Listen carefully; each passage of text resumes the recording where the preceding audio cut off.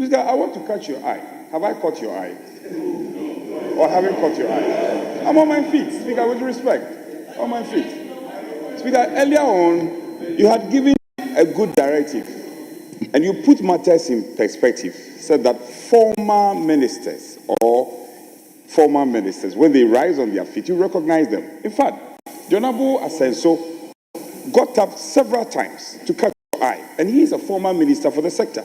We thought that in the context of your own wise guidance, you will recognize him. Honorable Chief Whip, in which jurisdiction is a point of order taken against a point of order? Somebody is on the floor on a point of order. Then you also want to take a point of order against such a person. Assuming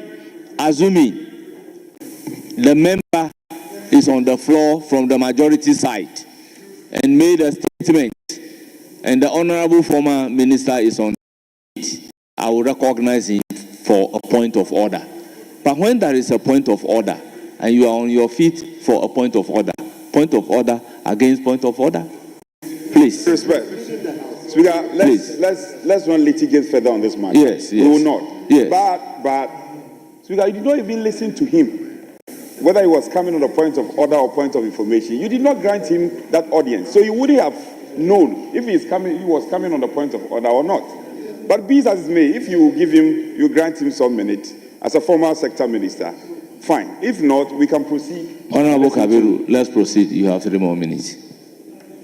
Thank you very much, Mr. Speaker. Mr. Speaker, I was on the point that the intervention by Mr. President Nana Addo Dankwa Akufo-Addo in respect of the money we borrowed had touched every single life in this chamber.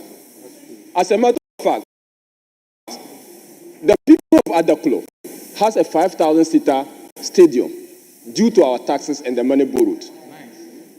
The people of Ketu North has a district hospital at Weta. Very good. You disagree. These are the impacts of the money borrowed. And I can go on and go. We have Astrotech in the Volta region. All in the Volta region. We have 55 projects all in the Volta region due to the money that Nana Akufo-Addo has raised.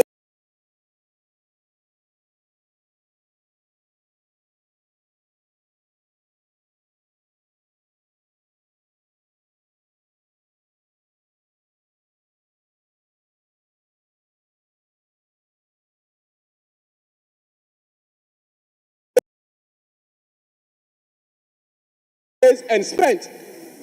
So for honorable members to come and say that money has been borrowed for no work is quite rich. Mr. Speaker, my expectation of the president was an opportunity for him to address the state of the nation address. But he told us in this house that he could not give us the true state of the nation address. And he even stated on page 6 of his address that, Mr. Speaker, I'm not able to, and I'll quote Mr. President, he said, nothing could prepare anyone for the reality of the depth of which our economy and government has sunk. It means that he wasn't prepared for the work given to him. This is his own work. Mr. Speaker, Mr. President has dashed the hope of investors. Remember, that is your interpretation. Mr. Speaker,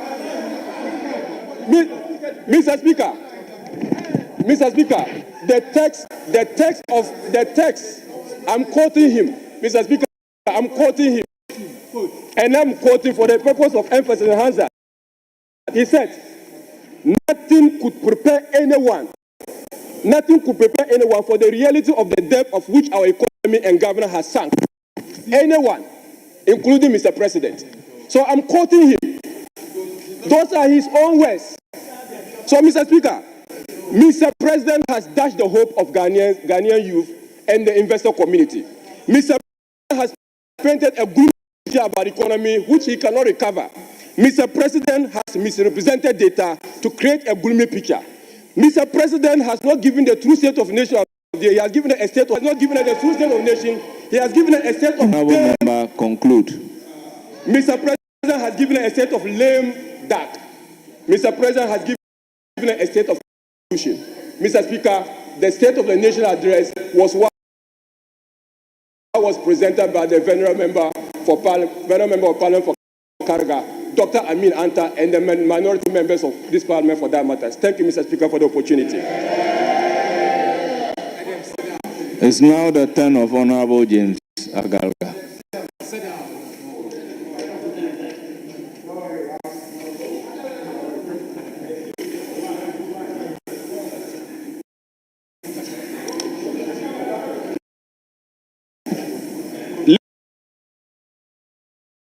Listening to my colleagues from the other side debate, I am very shocked.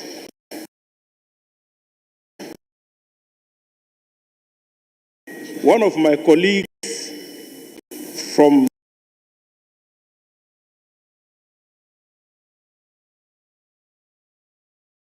the other side described President Mahama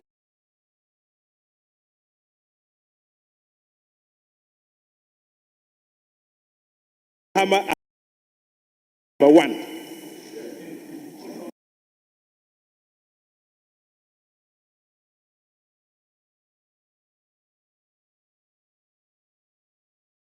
And in his view, he's terminated number one because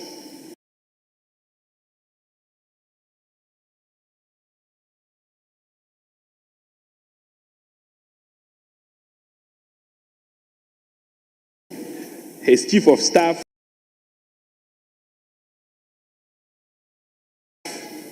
has issued a directive to the effect that all public sector workers recruited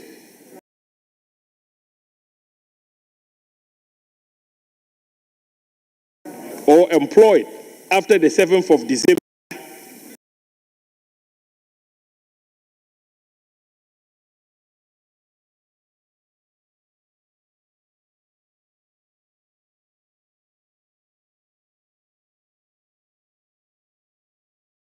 be relieved of their duties. But, Mr. Speaker, clearly there was an agreement as part of the transitional arrangements. And I'm happy to note that the majority leader was part of the transitional team, that there would be no public sector recruitment after the 7th of December. It was agreed between the government, the outgoing government, and the incoming government at the time. But, Mr. Speaker, I find it most strange that those who benefited from the colossal dismissal of public sector workers in 2017 are the ones who are now crying wolf. Mr. Speaker, I have in my hands a publication by Gardner Webb dated Tuesday, 23rd May 2017, headed as follows: Akufo-Addo sacks 13,000 public sector workers. Mr. Speaker, with your leave, I read, in what has been described as reenactment of the dismissal of some 568 selected public servants by their four-bear government of Prime Minister Kofi Abrefa-Buzia, President Akufo-Addo has, in the last 5 months, sacked a staggering 13,000 public sector workers. The dismissed public servants, most of who were hired during the 8-year rule of the National Democratic Congress administration, have been shown the exit in fulfillment of the MPP's government's policy to dispense with the services of government workers suspected of being sympathizers of the NDC and were employed under the Mahama administration. Unquote. Mr. Speaker, I have a personal experience to share. when I served as Deputy Minister of the Interior, 6 months to the elections, we secured financial clearance from the Ministry of Finance to recruit personnel into the security agencies, namely the police, fire service, and prisons.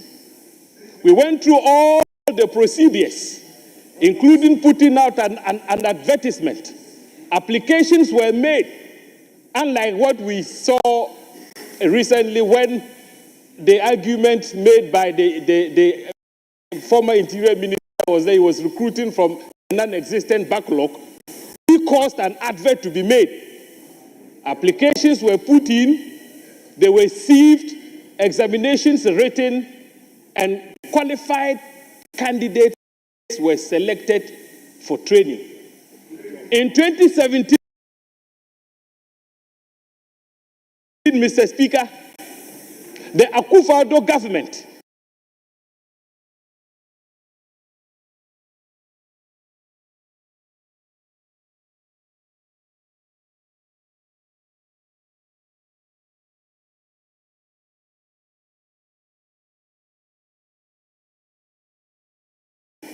after 4 months of training in the various training depots, actually dismissed recruits who had been trained in weapon handling.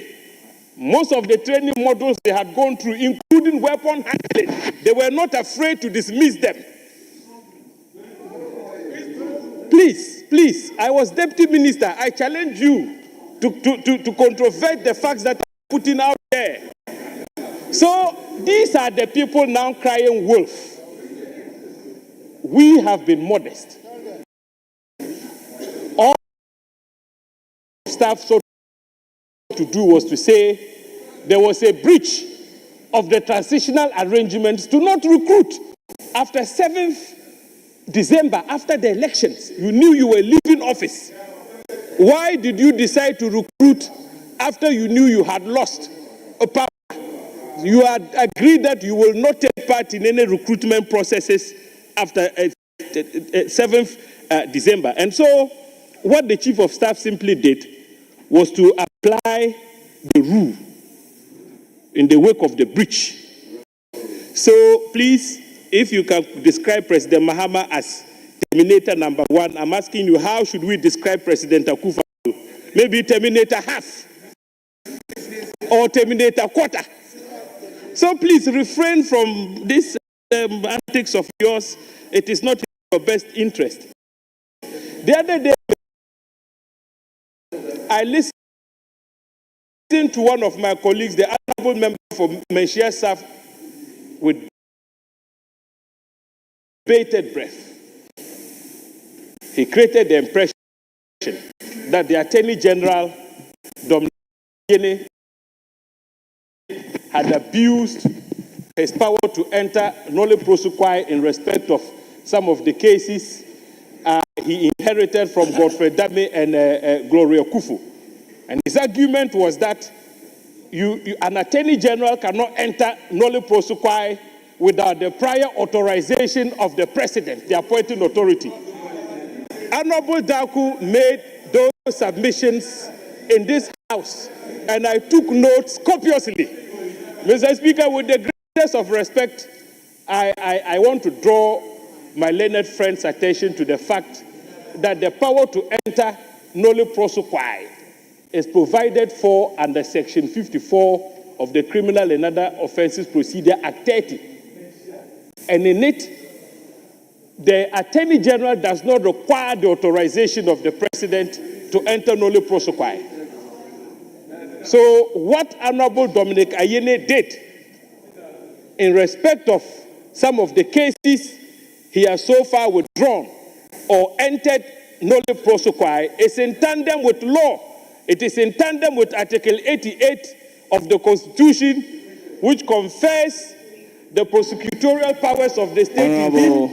Honorable James Agarga, just resume your seat. Yes, Honorable Dako.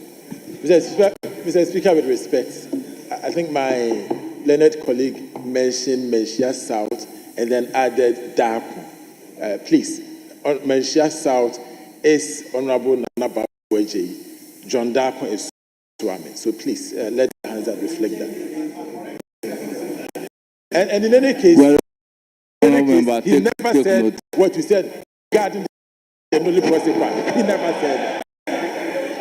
Honorable John Darko, I agree on the first part, but the second part I disagree because I have the cause sitting down there to draw the Deputy Whip Ahmed Jerry's attention to the fact that Attorney General doesn't need approval from the President to be able to enter a nollie prosequi. And he is there and can bear me out because I have listened to the honorable member.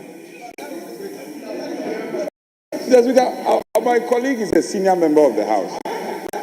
Speaker, whilst you were addressing us, he was on his feet. You must respect the chair. You must respect the chair.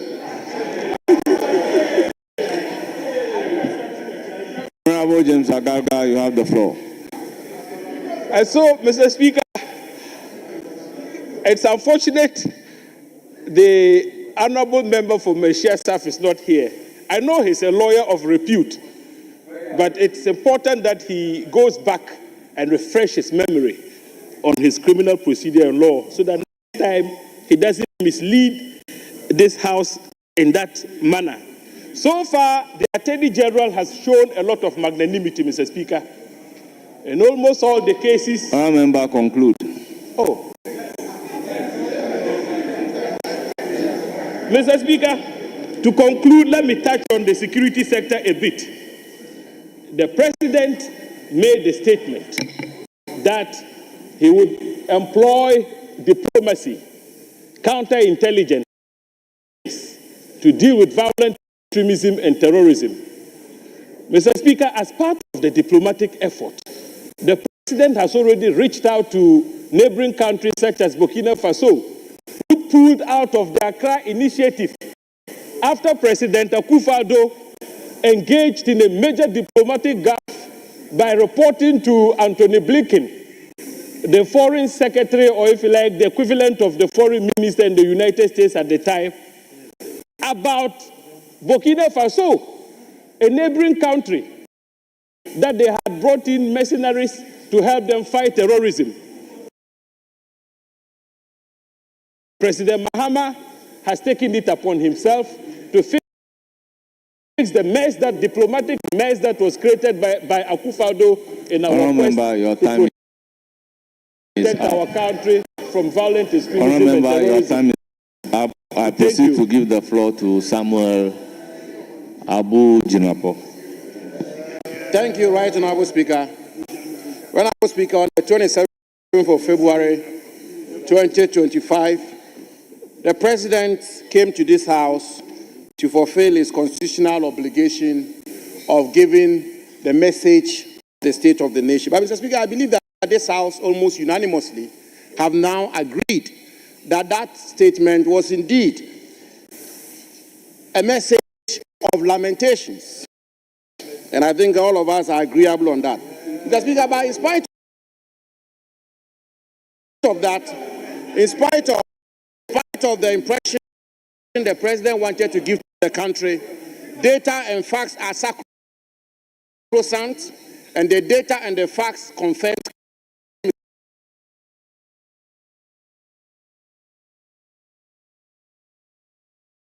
Mr. Speaker, that the state of our national economy, which was bequeathed to President Mahama, which nobody can dispute indeed, is that we had a higher economic growth than our friends from that side, that we had a higher per capita income than our friends.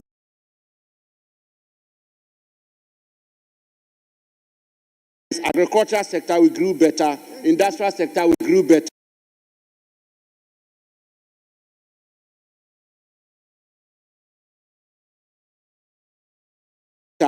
We created more jobs than they created in their 8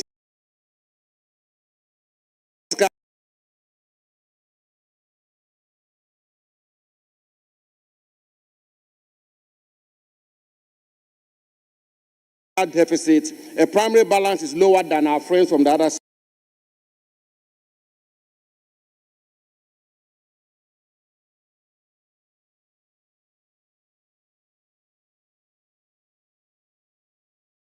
I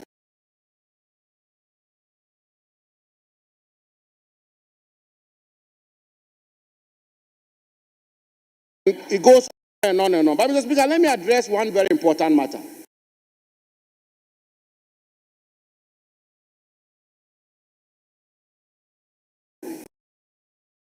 Question of the size of government.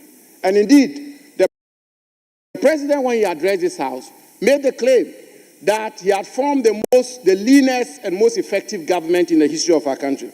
Mr. Speaker, I want to submit that you can have 10 ministers, another government can have 20 ministers, and the government that has 20 ministers may have a smaller government machinery, a smaller government size than you who have 10 ministers. And I want to demonstrate that, Mr. Speaker. Mr. Speaker, it's on record. The record is that the pegging or ranking of officials of the presidency are as follows, Mr. Speaker, since the inception of the fourth Republican dispensation. The chief of staff is pegged at the rank below the Speaker of Parliament, but above a cabinet minister who doubles as a member of Parliament. Mr. Speaker, a senior presidential advisor is pegged at the level of a cabinet minister who doubles as a member of Parliament. So a senior presidential advisor, by all intents and purposes, their salaries, emolument, conditions of service, is equivalent to a cabinet minister who doubles as a member of Parliament. Mr. Speaker, a presidential advisor is pegged at the level of a cabinet minister who is not a member of Parliament. A presidential staffer is pegged at the level of a non-cabinet minister who is not a member of Parliament. And a presidential aide is pegged at the level of a deputy minister. These are the rankings since the inception of the fourth Republican dispensation. Mr. Speaker, so if you want to see the size of government and its bearing on the national exchequer, Mr. Speaker, don't just look at ministers and deputy ministers. Look at the government holistically. And Mr. Speaker, I want to submit that if you look at this government holistically, there are ministers, deputy ministers, senior presidential advisors, presidential staffers, presidential aides. President Mahama has formed arguably one of the biggest or largest governments in the history of our country as it relates to the cost on the national exchequer. Mr. Speaker, why do I say this? Take, for example, the president has appointed Dr. Valerie Sawyer as senior presidential advisor in charge of government affairs. Her rank is a cabinet minister who doubles as a member of Parliament. So her salary, her emolument, conditions of service, everything to do with her office is at the same rank as a cabinet minister who doubles as a member of Parliament. Just because he's appointed a presidential advisor on economy, appointed presidential advisor for 24-hour economy, presidential advisor and special aide to the president,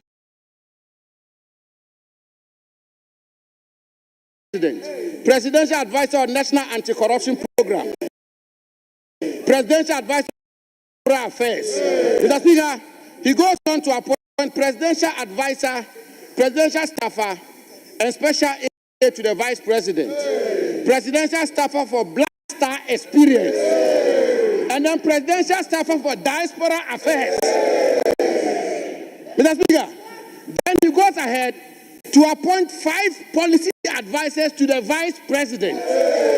Mr. Speaker, he tells the country that he's appointed a minister in charge of agribusiness, and yet he's appointed director at the presidency in charge of agriculture and agribusiness. My good friend Peter Buama Otukono.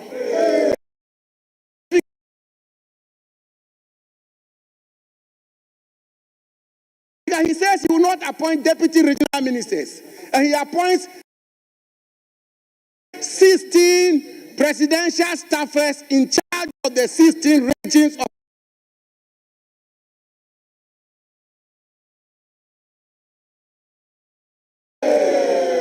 the Speaker. I want to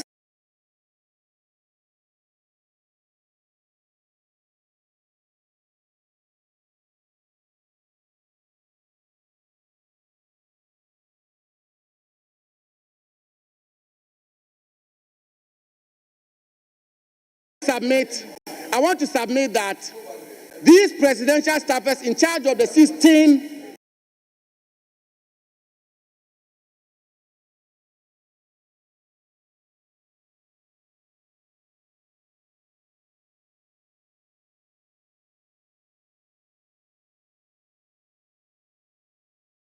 16 regions of our country, in essence, as it relates to the cost on the national exchequer, are in fact, indeed, and in substance, deputy ministers of state.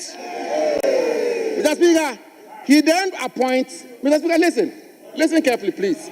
Mr. Speaker, he then appoints one presidential advisor on media, 4 directors of communication at the office of the president, 5 deputy directors of communication, 2 communication specialists, 5 technical communication assistants, 1 media aide, 1 assistant media liaison officer, 1 communications consultant.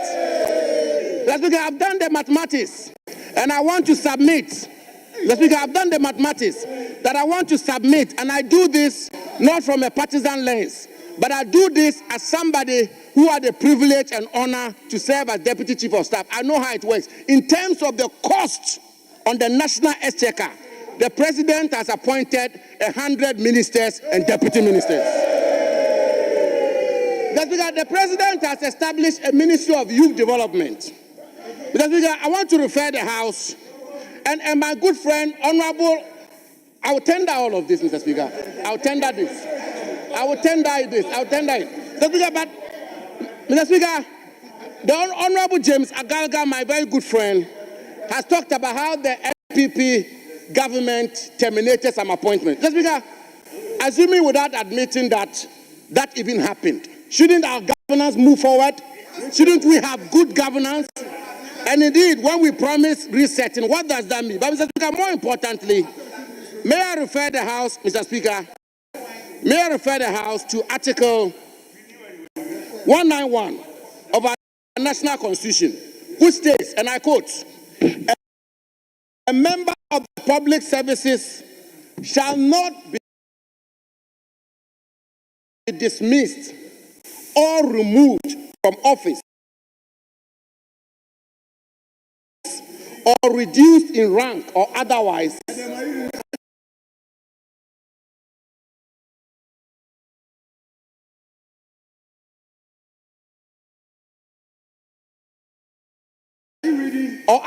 punished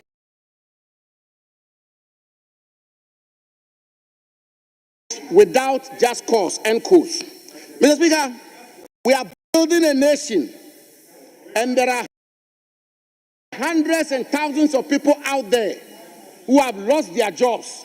I think our friends from the other side, the Honorable James Agaga, should join us to appeal to the President, just as he gave an oath, Mr. Speaker, on the second schedule of our national constitution, where he said, and I quote, "to protect and defend the Constitution of the Republic of Ghana," end quote. Article 191 is a provision of the Constitution of Ghana, and the President is enjoined to indeed defend and protect this provision of the Constitution. Mr. Speaker, the President, in the same schedule, swore an oath to do justice to all manner of persons.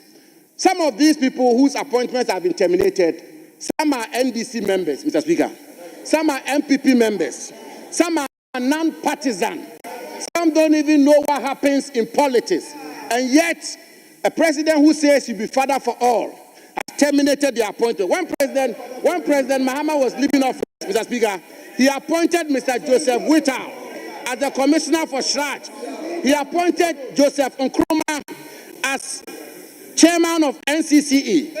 On 23rd December 2016, he appointed Daniel Domevilo as Auditor General. Mr. Speaker, it is not Abu Jinapor, Honourable member, conclude. or it is not the minority. It's not the minority, Mr. Speaker, who is giving the president names. No, Mr. Speaker, when you go out there on the streets, it's the Ghanaian youth who are talking about that. That the president promised to create jobs, and yet he's come, and the talk on the street is that Mahama Bako terminations, baby. Mr. Speaker, that is why they have named him. We haven't named him. The minority hasn't named him. They have named him Terminator number 1, and therefore that we can also ferry same to the presidency for them to take took notice of that. Honorable member, I have listened to him carefully. He said, if they want him to tender, he would tender.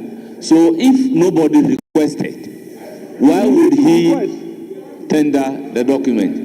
It's different from you saying that he wants to tender. So, honorable member, I think you are out of order. Honorable Godfrey Sedu Josao, you have the floor. Thank you very much, Right Honorable Speaker, for the opportunity to contribute to the motion before us today on thanking Mr. President on his message on the state of the nation. We are grateful to Mr. President for fulfilling his obligation under Article 67 and making himself available to this House and presenting that apt a message on the state of the country. Mr. Speaker, you would realize that Mr. President spent less time in talking about the record that he came to meet. Indeed, we are hoping that in coming days, the ministers of state of the various sectors will truly get us to understand what His Excellency the President inherited, so that at the end of his tenure, we'll be able to judge from where he took, what he has added on or subtracted. Then we'll be able to judge that sincerely Mr. President has moved this country forward or backward. I think that will be a fair request to make. Mr. President, Mr. Speaker, I have listened to some debates already, and I listened to my good brother who just concluded and sat down. There's one truth, that yes, he has 60 ministers. Indeed, he hasn't even got 60 ministers yet. And there's a government machinery, advisors, etc. that go on. And you know that the appointments made so far are not even up to 50. And so if you had a government machinery that was run by over 300 men, and today you have a president that has not appointed up to 50, there's no way you can compare these sizes. And so being a house of records, I think that we should be truthful to what the record really is. Mr. Speaker, in all these debates about the macroeconomic indicators, etc., there's one truth. Is it not true that the past government left this country with $721 billion Ghana cedis debt? Is it not true? That is true. Is it not true that President Mahamad's government in 2017 left $250,000 in the sinking fund? That's true. $50 million in the sinking fund. It is true. Is it not true that when Akufo-Addo government was leaving, cocoa sector rose alone accrued a debt of 21 billion Ghana cedis? That's true. Again, is it not true that when the Akufo-Addo government was leaving power, it left a cocoa sector debt of 32.5 billion Ghana cedis, and that by September, we will be due to pay 9 billion Ghana cedis out of that? Is it not true that production of cocoa actually reduced from the expected 850,000 metric tons to under 500,000 metric tons, and that we were not able to pay the forward sales of cocoa that we made to the tune of 333,000 metric tons that we are yet to pay and had to roll over, and that this year that payment is due? And that, things being equal, if the production remains under 500,000 metric tons, then it means that we will not even be able to sell any proper cocoa, any proper quantities of cocoa to rake in the needed revenue we need for this country. So, Mr. Speaker, some of these, catch the eye of the Speaker first, leader.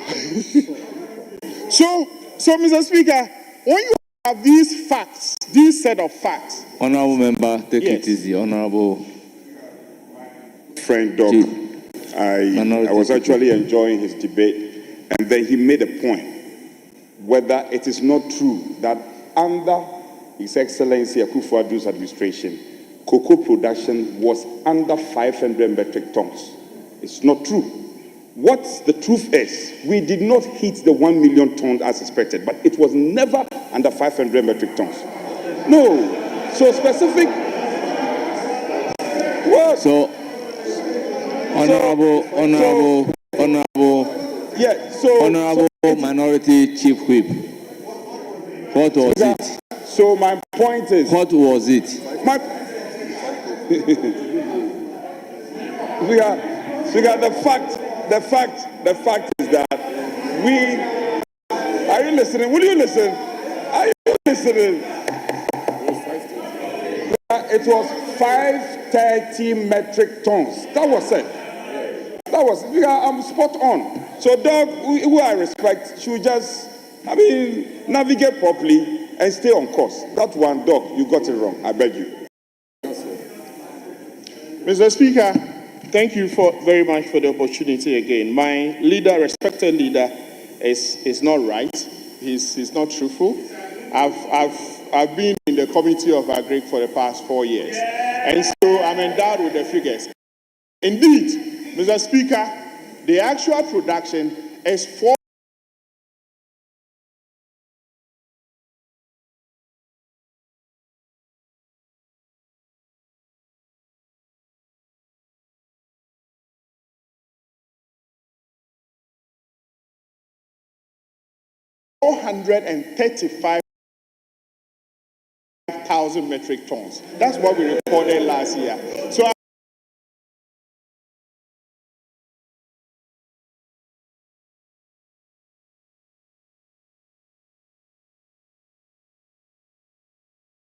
I'm just being generous and diplomatic by saying under 500,000 metric tons. And we had a bill out of it of 330,000, in fact, 333,000 metric tons to pay, which we couldn't pay. And it has been rolled over for this year. Mr. Speaker, is it not true that we had an energy sector debt of 68 billion? That's true. Mr. Speaker, is it not true that the ESLA collections from the energy sector amounted to about some $44 billion Ghana cedis, and yet we have a debt of 68 to pay? These are facts. And Mr. Speaker, is it not also true that in 2017, the exchange rate of cedi to dollar was $1 to 4.2 Ghana cedis, and that today, as at the time President Akufo-Addo was leaving office, it was almost $1 to 16 Ghana cedis. Be conservative if you even want to say 15. But these are the facts of the economic indices.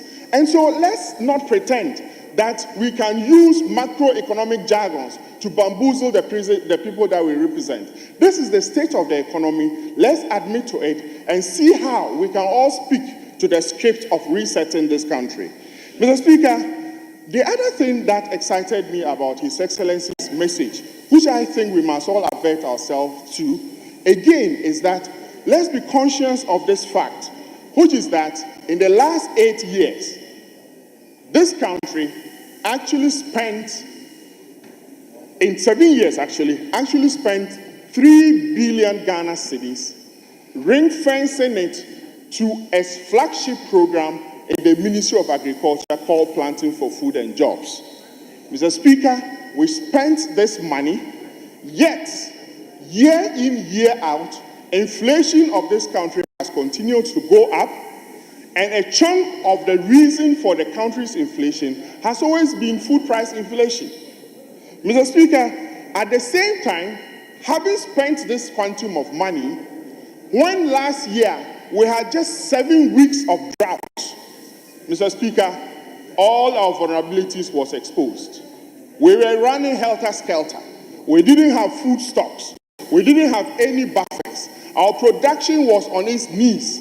The Ministry of Agriculture and Ministry of Finance was panicking, trying to import food into our country. Mr. Speaker, this state of affairs is not positive for our country. That is why I was excited, listening to Mr. President outline a number of programs that he intends to roll out to revolutionize the agricultural sector. Mr. Speaker, the President announced the Agriculture for Economic Transformation agenda, which for me is the game changer. Mr. Speaker, I want to invite my colleagues that let's not mock at the program. From what we have gone through as a country, I think that this agenda that Mr. President is proposing is something that we should all subscribe to. In that program, he has two major components that excite me. One of them is the Feed Ghana program. Mr. Speaker, under the Feed Ghana program, he is focusing also on grain development. This grain development is not just the production of the grain, but also situating them in agroeconomic enclaves where we will have real production in high volumes.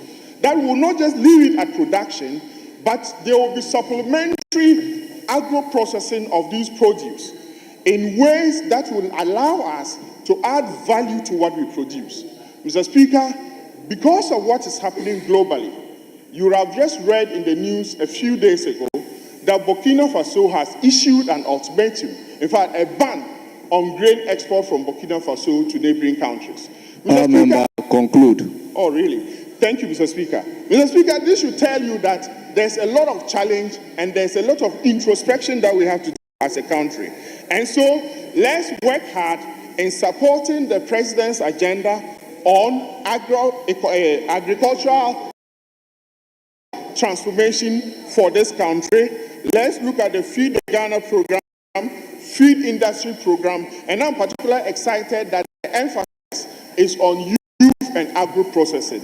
Mr. Speaker, I look forward to the budget where we will have numbers tied to this program and we can come back with an appropriate debate for the various sectors. I thank you very much for the opportunity and I thank Mr. President for giving us that message of hope in the state of the nation. Thank you very much.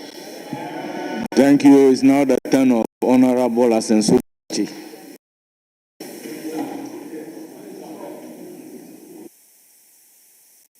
Thank you, Mr. Speaker. Mr. Speaker, I rise to contribute to the motion in thanking the President for delivering his message on the state of the nation. Mr. Speaker, I personally thought the speech, the message was well delivered, especially with the aid of a teleprompter. When the President was making his presentation, I was telling my colleague that the President will look good on the screens because it will appear as if he's was speaking extempore, but he wasn't. Later, Honorable Adongo, I heard him on TV saying that the President spoke extempore. I'm sure my senior was not too familiar with the use of teleprompter. But, Mr. Speaker, much as the President's presentation was well delivered, the content was associated with lamentations, contradictions, mischief, misrepresentation of facts and issues, and a flawed narrative of urban roads, poor urban roads network in our country. The Speaker, I said that the content was associated with lamentation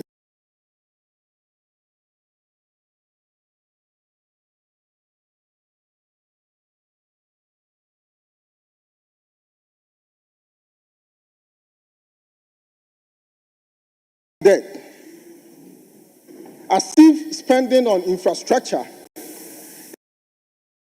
is a crime. Mr. Speaker, taking on debt is a critical part of an economy and even business. Those of us who run our small business, we encounter debt. You can ask the big industrialists in our country, the Kwame Despite, the Zoom Lions, the Ibrahim Mohammeds. You can say that they are all involved in some debt one way or the other. I submit to the Speaker that debt is not a bad thing. It depends on what you use the debt for.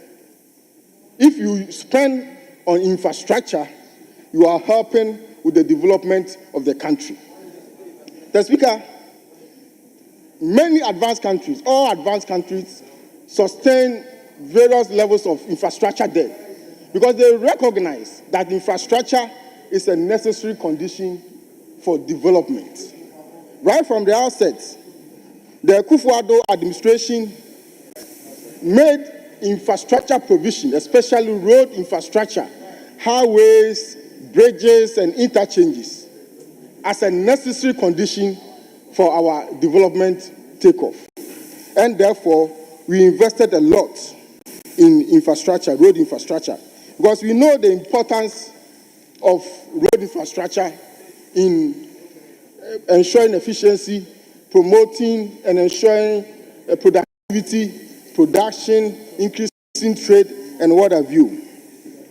Mr. President, in the 1950s, Mr. Speaker, in the 1950s, one of the critical interventions the United States made in their effort to develop their country is to embark on interstate highway projects, connecting the various states in the U.S.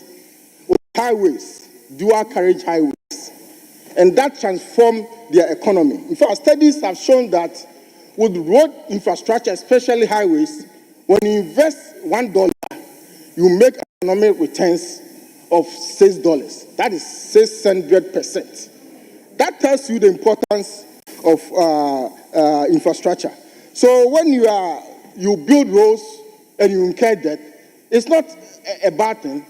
Over time, you recoup it, and it will help in the development of the country. So, Mr. Speaker, I want to submit that successful infrastructure investments pay for itself. So it was quite surprising that the president framed a road sector debt as a failure instead of recognizing it as a necessary investment for national economic development.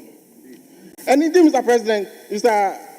Speaker, I forget, every government comes, we incur some debt because you embark on development. When the Akufo-Addo administration assumed office, we experienced substantial debt across multiple sectors, especially the road sector and the energy sector. That notwithstanding, the debt that we encountered in the road sector, the PP administration embarked on an unprecedented expansion of the road network nationwide. In spite of the debt that we encountered, the energy debt that we encountered in the energy sector, the legacy debt that we encountered, we were able to ensure a sustained energy supply for 8 years, something that our predecessors couldn't do. So, Mr. Speaker, debt is not bad. It depends on how you use it, and we use it for infrastructure development, which is a necessary condition for development. Mr. Speaker, the president's speech also was characterized by contradictions, because I heard Mr. President laying a good basis, good foundation, why road infrastructure is very important for our country. And if you permit me, Mr. Speaker, I would like to quote from the State of the Nation address. It says, Mr. Speaker, our road network is the cornerstone of our nation's infrastructure, facilitating over 90% of the transportation of goods and services across the country. This vital network is critical in supporting agricultural growth by linking farmers to markets, lowering transportation costs, and ensuring quicker access to essential supplies and services. The resulting interconnected benefits foster a vibrant economy and enhance the livelihoods of countless Ghanaians. Mr. Speaker, the president was right. As a planner, I understand the importance of transport infrastructure, especially roads. But what I don't understand is that the president was making a case for road infrastructure, was lamenting, was bemoaning the spending we had. Is it not contradictory? Is it not paradoxical? This is a clear contradiction of the presentation by Mr. President.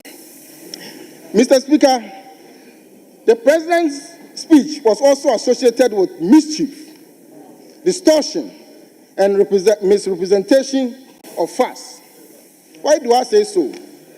It is an undeniable fact that the Kufuor administration embarked on road works in Ghana between 2017 and June 2024 of the volume of 13 kilometers, 13,624 kilometers.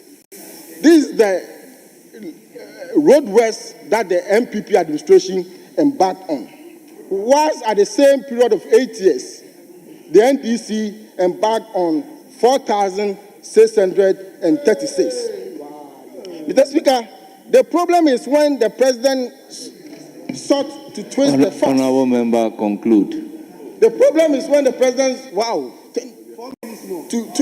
the President sought to twist the facts in a desperate attempt to diminish our unparalleled record in achievement, to say that the 13,624 kilometers of roads were all brand new roads. We didn't say that. That is a desperate attempt, mischievous attempt to distort the truth. What we said was that out of that 13,624 kilometers, it involved asphalt overlays, construction, it involved graveling and regraveling. Honorable member, your time is up. I will proceed to give the floor to Honorable Kwame Govins Agboja. Honorable members, take note. When the clerk stood up to me, it means your time is up. Then I would inform you to conclude. Thank you, Kwame Agboja. Mr. Speaker, thank you for the opportunity to. You were giving signal. You have 1 minute to conclude. If we can go by that, I'm sure it will be helpful, so that the speakers will be guided. Honorable Kwame Agboja, you have the floor. Mr. Speaker, I thank you for the opportunity to thank the President for delivering on his constitutional mandate and telling us about the state of Ghana today. And I will just limit myself to some of the comments made by my very good friend, the former Minister for Roads and Highways. Mr. Speaker, if I hear him well, he agrees with President Mahama as to why we should invest in roads. President Mahama's comment about the debt is such that if the over 700 billion debt we have, the component that was used on roads, actually to roads in our neighborhoods, nobody will comment. The difference here is that whilst your government in 2017 lamented about road sector debt or commitment of 17 billion, today, and then in fact, out of that, we can show you interchanges in Accra and elsewhere. Today, you are leaving us a commitment of over 105 billion and very little to show for it. That is the difference. Two, you complained about certificate and paid 3.5 billion when you saw a road project completed. Yet today, you are leaving us with a debt unpaid of over 20 billion Ghana cedi. Where is the 20 billion cedis worth of roads? Honorable Minister for Road, let me recognize Honorable former Minister for Roads and Highways.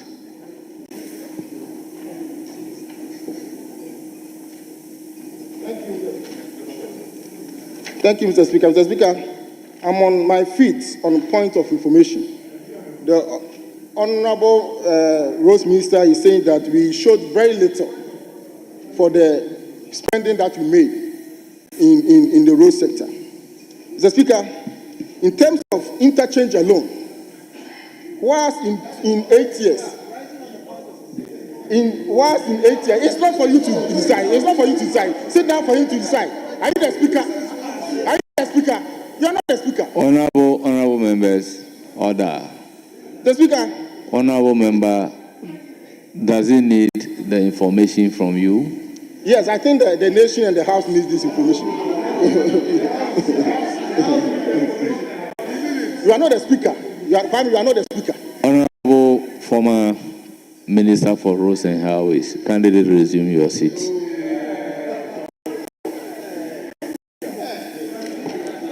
Honorable Minister for Roads and Highways, the floor.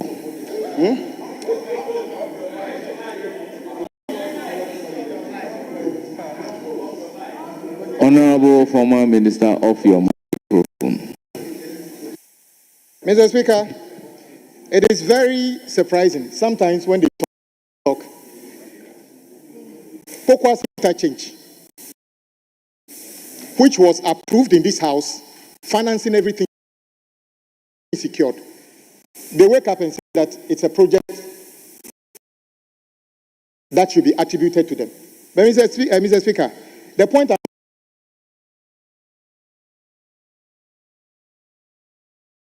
I'm making is that if the 20 billion we are saddled with today was equated to road projects in our communities, we wouldn't have had a situation for the first day.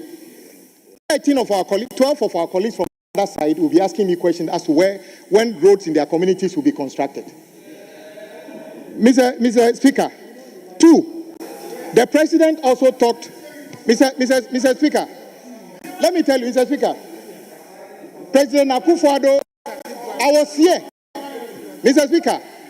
Speaker, I was in this chamber on the other side when President Akufo-Addo stood here and said, and then was doing like this. We built 10,800 kilometers of new roads. Mr. Speaker, I was courageous enough to, yes, he said it. 10,800 kilometers of new roads. Mr. Speaker, I was courageous enough to take him on. The ministry, in fact, my current PRO of the ministry, who is a good friend of mine, issued a statement against me today. Later, they rationalized and said that the 10,800 kilometers, including pothole patching and other things. Today, my colleague from Walewale stood and then made the same statement that they built 13,000 kilometers of road. Now he's rationalizing it and say that it includes grading and regraveling. Now, at least he's been at the ministry. He knows that that level of presentation or misrepresentation by his government was needless. Because we never report road conditions like that. We never report and say that I built this, I built. We said that feeder road, trunk road, this is what we did.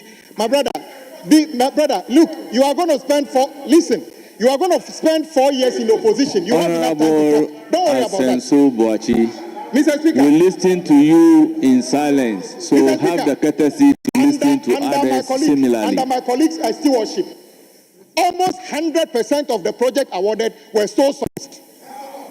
Oh, he said sole source. This government have even set up Ministry of Procurement to say that they will not do that. Mr. Speaker, let me tell you on record, part of the reason we are saddled with over 105 billion is that they were just throwing contracts here and there without any proper planning. Today, Mr. Speaker, we are committed that we would improve the level by which we prepare projects for awards. So if you want to know, the difference here is that we are not in a rush to do the wrong things. President Mahama admits and acknowledges the importance of roads. You don't. You thought roads were about politics.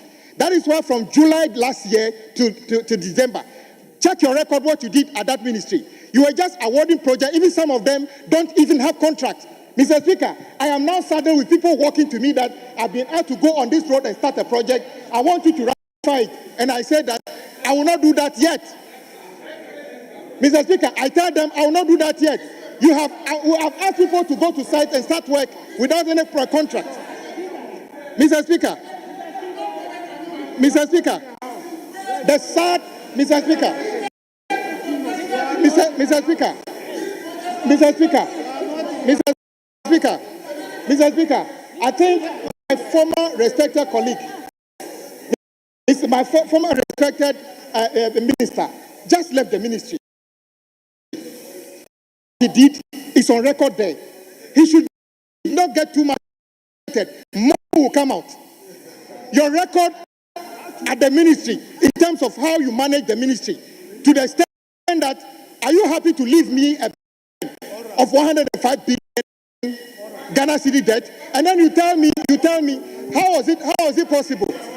How was it possible? Listen, honorable.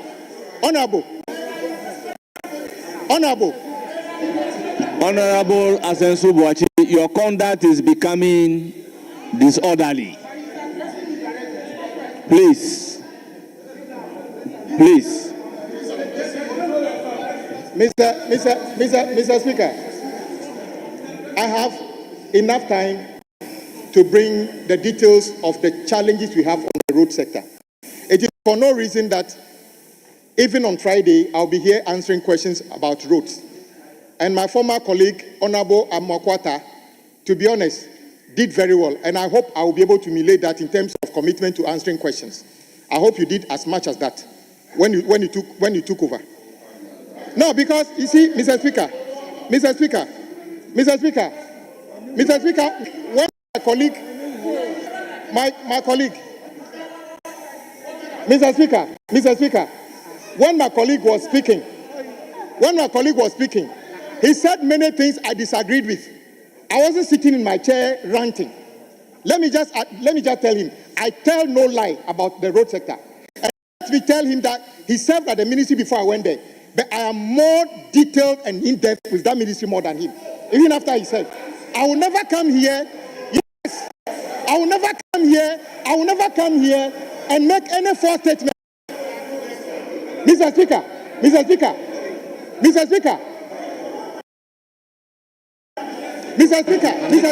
Honorable members, I'm saying that Honorable Minister for Roads, the aspect of you having more in-depth knowledge about roads than him, I will order that be expunged from the records. You have the...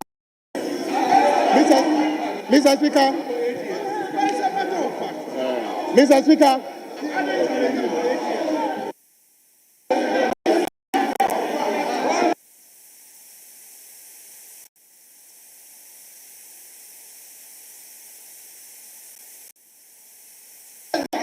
Honorable members, kindly resume your seats. Honorable members, kindly resume your seats.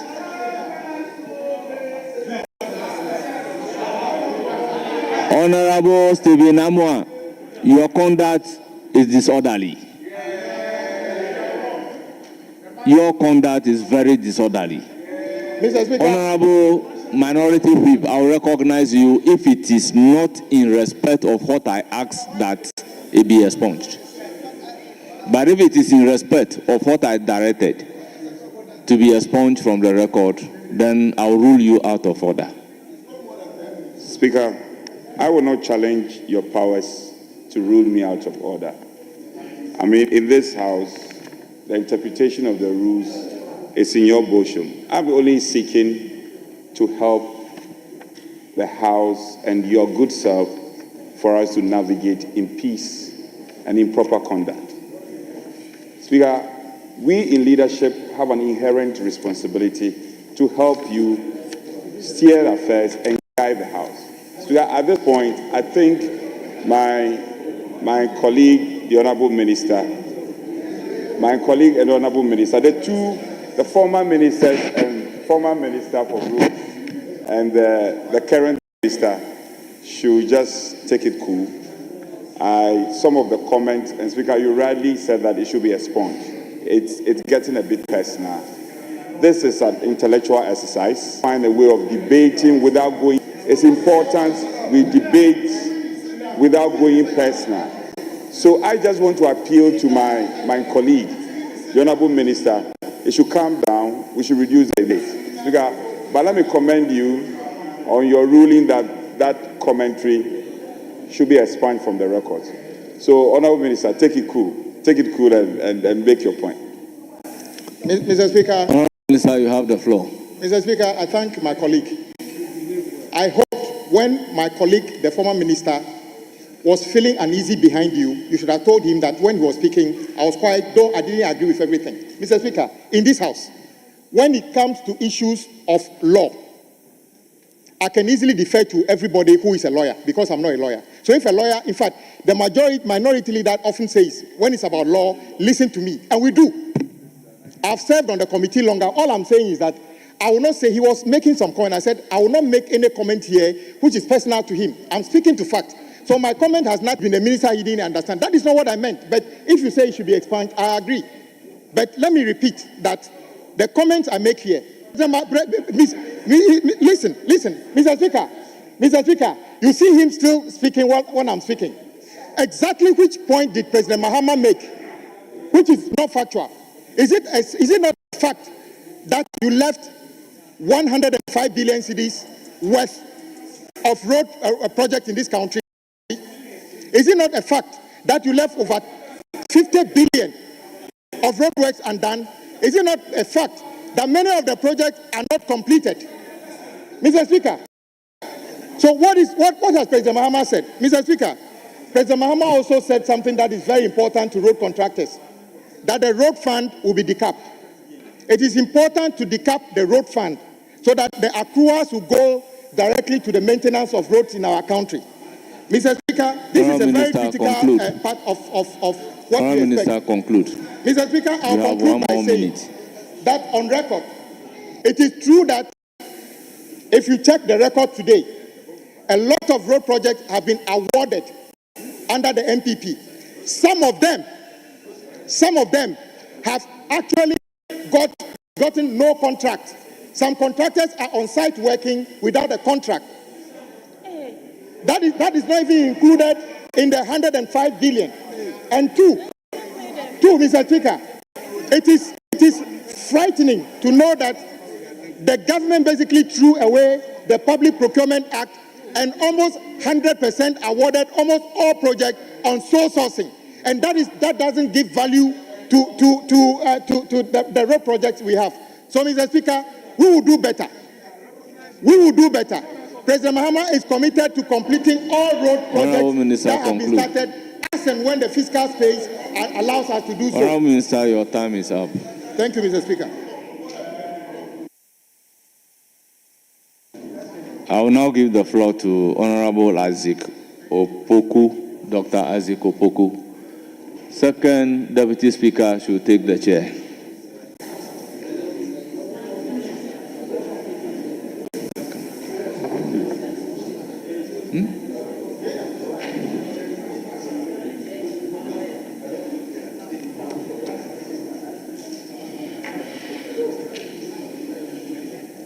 Please, you have the floor.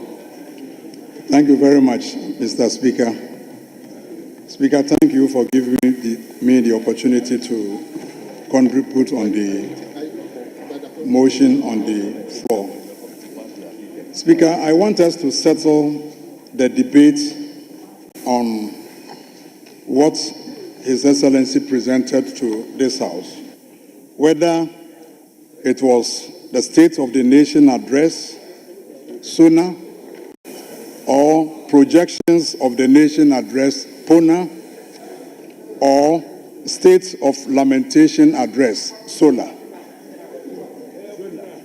So at the end of the debate, Speaker, I want us to settle on that issue, whether it is SONA or PONA or SOLA. Mr. Speaker, His Excellency made a very profound statement. Speaker, he said, students are being well fed today. And Mr. Speaker, I was very happy to hear that. Indeed, it is true that students are being well fed today. But the question I ask Mr. President is that he has been in office for just 2 months. So where did he find the food to feed the students? When did he plant and when did he harvest?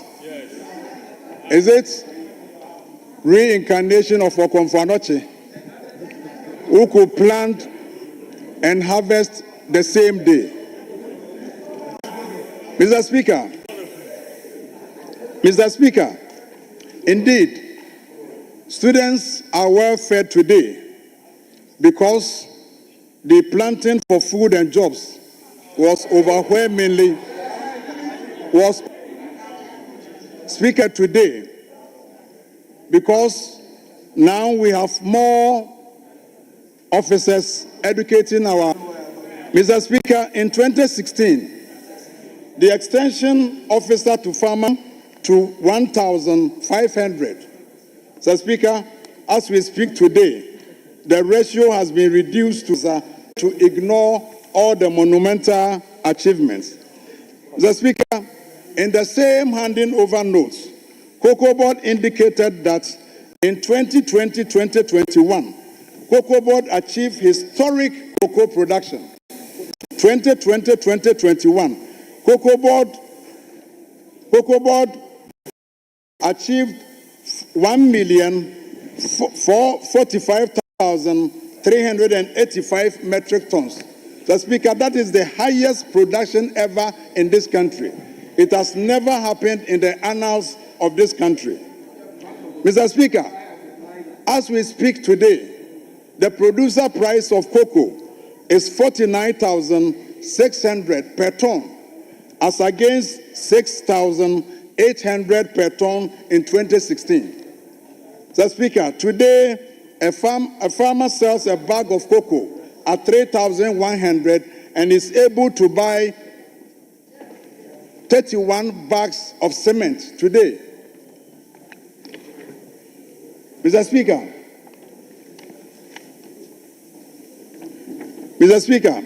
Cocoa Board and their counterparts in Cote d'Ivoire, they negotiated with the international buyers, and today farmers are receiving $400 per ton for every ton of cocoa they sell on the international market. This is what they call the living income differential.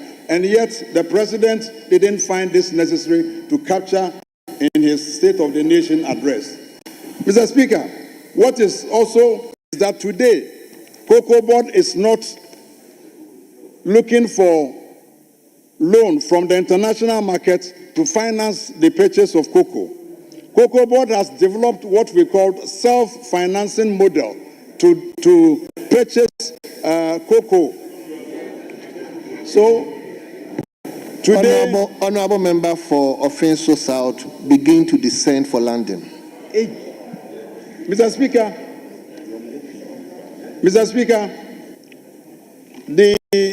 the president indicated Cocoa Board owes 32.5 billion Ghana cedis. What the president failed to do was to give a breakdown of the loan. Indeed, Mr. Speaker, if the president had given the breakdown of the debts, we would have known that the loan included a 10-year loan inherited from the previous administration. Mr. Speaker, the 32.5 billion included agrochemicals and fertilizers Cocoa Board bought for Cocoa Board. And indeed, they have started distributing the agrochemicals and fertilizers for this season. Cocoa Board borrowed money from the AFDB. In conclusion, farmers are against the president. When farmers begin to... Thank you very much, Honorable Dr. Opoku. Honorable member is now... Thank you very much, Mr. Speaker.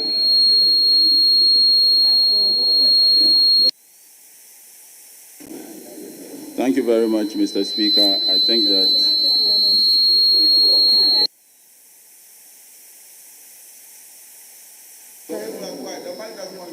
the mic doesn't want me to speak. I didn't grab.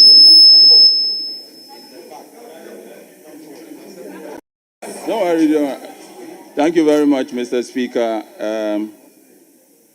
And I also want to thank the President for coming. You have 10 minutes. For coming to the House to fulfill his constitutional mandate. I've heard a lot of my colleagues say that the President came to lament, and I think that even if the President came to lament, he only came to continue the lamentation of the previous government, where we had their own MPs in this chamber organizing a press conference to call on the President to sack their finance minister because of the state of the nation that they were in and what they envisaged. It was not just the members of parliament who were lamenting. The people of Ghana, in their lamentation, gave them the worst result in any election in the history of the Fourth Republic. And so the President could only join in what everybody was saying. During the President's address, there were two takeaways that I would focus on, and that's the 24-hour economy and Nkoko Nkete. Mr. Speaker, I've heard a lot of my colleagues say that how are we going to create jobs through 24 hours and Nkoko Nkete. In fact, it was on the day of the SONA that I even realized that 24 hours and Nkoko Nkete. You can't hear, please pay attention. I'm teaching you Agric. I'm going to teach you Agric, and I will beg you to please listen carefully. It was on that day that the President told us that 55,000 homes were going to benefit from Nkoko Nkete. Mr. Speaker, Ghana imports about $300 million of poultry every year. Our national demand is about 400,000 metric tons every year. In fact, we produce only about 57,000 tons a year. Importation is about 270,000 metric tons a year. And the President put together 500 beds for 5,000 homes. We will be making about 55,000 homes, raising 500 beds, a total of about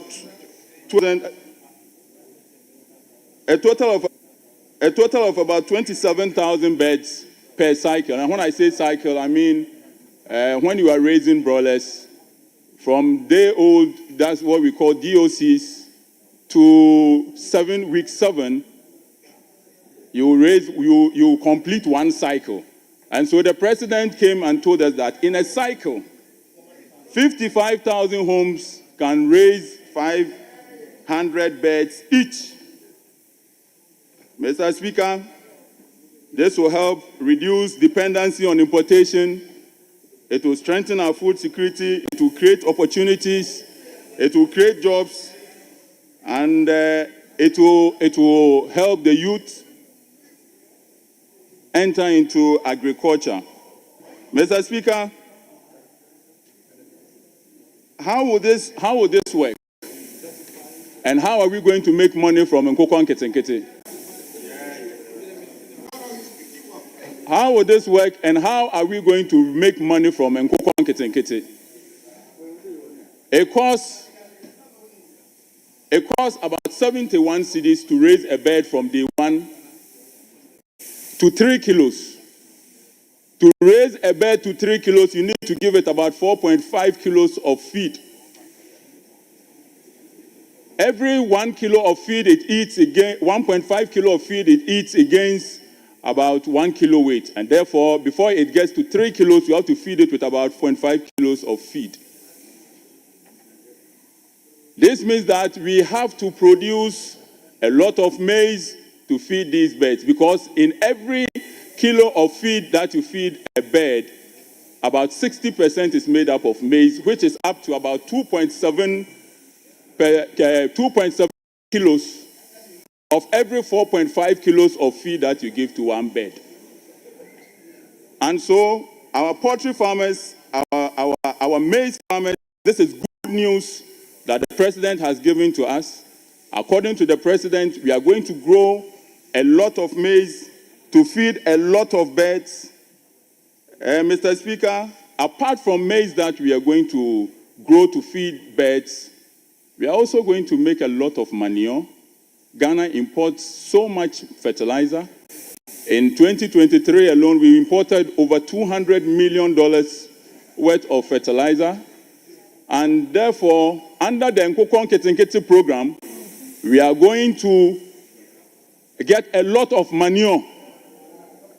In fact, every bird, and these ones are fact, every bird that you raise at 3 kilos produces about between 2 to 4 kilos of droppings in a lifetime. And this is what we call fresh manure. And when I say fresh manure, I'm talking about 70% water and 75% water, 25% dry manure. And so, under this program, we are going to be able to produce manure here in Ghana, locally. If you, Mr. Speaker, I can go on and give you how much residue you make per acre when you grow maize and mix it with the chicken intestines and all to give you a certain tonnage of fertilizer every year. And this is what the president is telling us that we are going to do. Apart from that, the president is looking at putting money directly in the pockets of every household through this program. When you raise a bird, we sell it at what is called carcass weight. Carcass weight is 2.5 kilos per broiler. The weight is 3 kilos, but when you remove the feathers and the intestine and all of that, it will be left with what we call carcass weight. At a carcass weight of about 3 kilos, you can sell it for 90 Ghana cedis. When you subtract the 71 cedis needed to raise the bird, it will be left with about 19 Ghana cedis. Multiply by 500 birds every year. Every household under this program will be making about 9,500 every 7 to 8 weeks. This is putting direct money in the pockets of the people who voted this government to power. Apart from that, to be able to feed, apart from that, if every household employs 2 people to take care of 500 birds per cycle, what it means is that directly we are employing 110,000 people in 100 districts under this program. This does not include the retailers, the wholesalers, and many others. In fact, Mr. Speaker, Honorable Member, just wind up.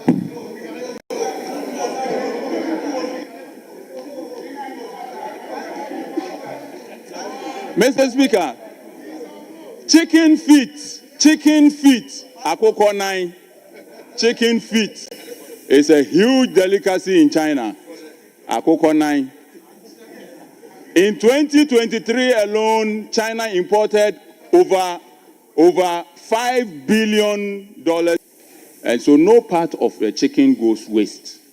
And this is what was known as the the cottage industry. Birds, giving them medication, giving them feed, letting them raise the bird and buy them back from the farmers for slaughter. Mr. Speaker, we will need feed mills. We will need processing plants. We will need fertilizer processing plants. And all of these will go a long way to employ a lot of young people. Thank you. Akoko Nketenkete, the 24-hour national broiler project is a brilliant idea by His Excellency, the President of the Republic of Ghana. Thank you very much, Mr. Speaker.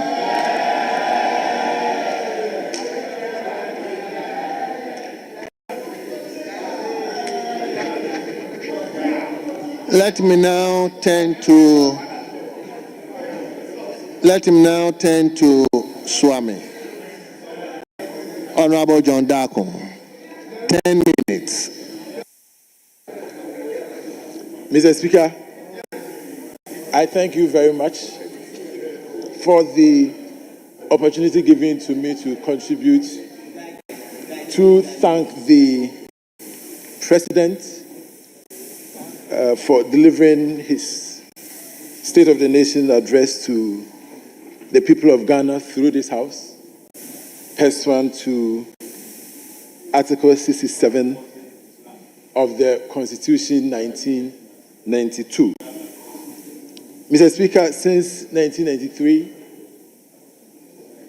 every president has used the opportunity to present the State of the Nation address to, as it were, give us specific actions and solutions to some problems they have seen.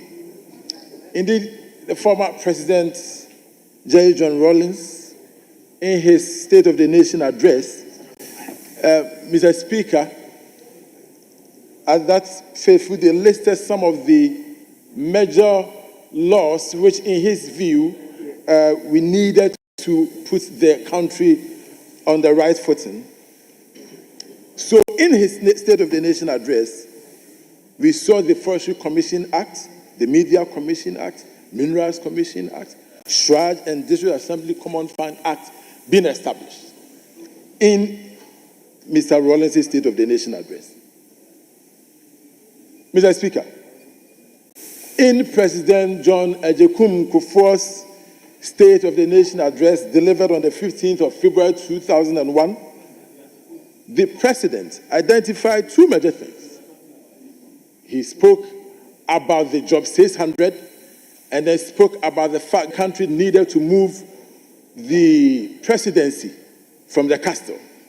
By the time he finished, we had the Jubilee House, and then the Job 600 is done. Nana Addo Dankwa Akufo-Addo, in his State of the Nation address, delivered in 2017, Mr. Speaker, also mentioned major flagship programs, one of them being the free SHS policy. He used that, and Mr. Speaker, at the end of his presidency, the country had seen the free SHS and its impact on our people. Mr. Speaker, when His Excellency, the President of the Republic now came to this House to address us, what did we see? What we heard from His Excellency, the President, was just lamentations after lamentations after lamentations. He did not proffer any solution to any of the problems, Mr. Speaker, that he actually enumerated. Mr. Speaker, one of the main issues we all know we have in this country was the issue of Galamsey. Mr. Speaker, the JM's latest report is here by Erastus Asaridonko.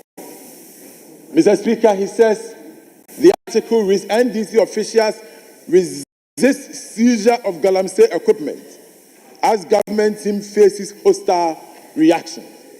Mr. Speaker, the President came here knowing very well that Galamsey was a problem. but he did not proffer any solution.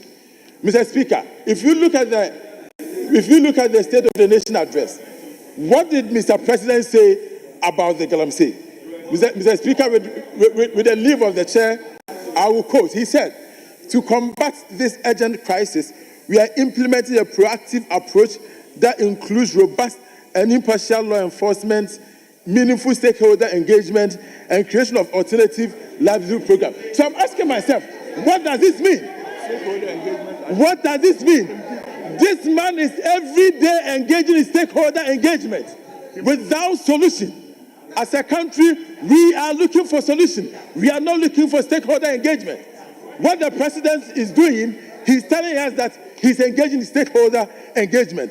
He is saying that he's going to engage in impartial law enforcement. Look at this.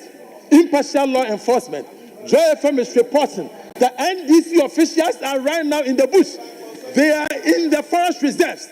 Why is the president not dealing with them?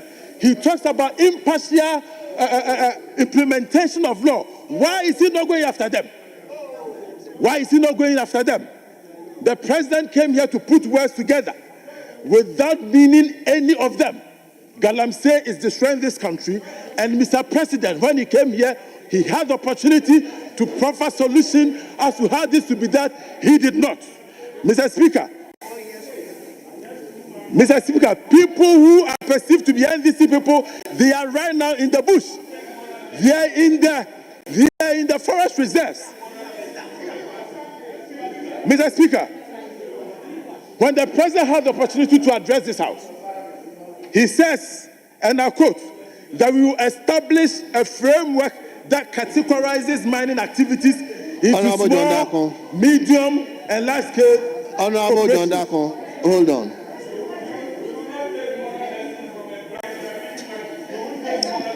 Honorable Mutala, please, you are a minister. Don't give me the opportunity to, please. Yes, Honorable Leader. Leader. I think the Speaker, honorable member, made reference to NDC.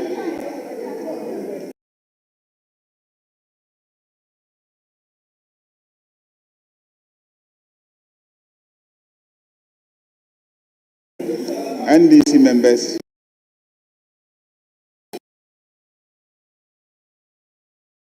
purportedly engage in Galamsey. I think that you need to be specific if there's an incident and it's an isolated incident involving one person or two persons at a particular location. It is no basis for you to stand in this chamber and say that NDC people, I think that is not appropriate.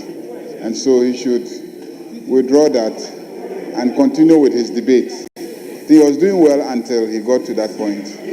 So he should continue doing well by just withdrawing that. Honorable members, yesterday I understand that the rules you set up for the debate, non-interjections. Yes, like today. So I give leader. Thank you very much. Mr. Speaker, I actually quoted thank you very much. Mr. Speaker, I actually quoted from Joy FM report. You were here when one of my colleagues quoted from Ghana Web, and so I believe that it is allowed. My Lord, the Joy FM report says NDC officials resist seizure of Galamsey equipment as government team faces hostile reaction. And so I am quoting this from the Joy FM report by Erastus Asaredonko. NDC officials, Mr. Speaker, I would like to tender it. And I can read the report to the House. And the report shows clearly that the NDC officials are the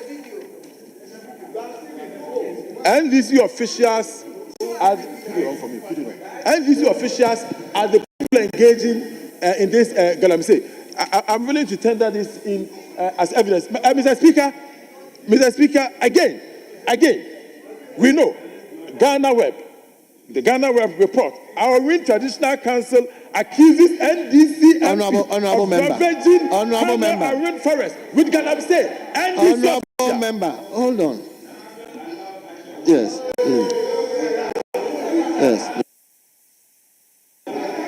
Mr. Speaker, I think we just cautioned him to be careful about generalizing and then misrepresenting an entire group. Now, you see, a journalist writes about somebody resisting the seizure of an equipment. There's a difference between resisting seizure of an equipment and actually engaging in mining. What is galamsey equipment? What is galamsey equipment? What is galamsey equipment? What is galamsey equipment? I'm saying that resisting the seizure of the equipment, even if it's galamsey equipment, resisting the seizure of the equipment is not the same thing as engaging yourself in mining or illegal mining. So I just want you to be factual. What are the facts? Stick to the facts. And then you don't conclude by saying that the NDC people are the ones engaging galamsey activities.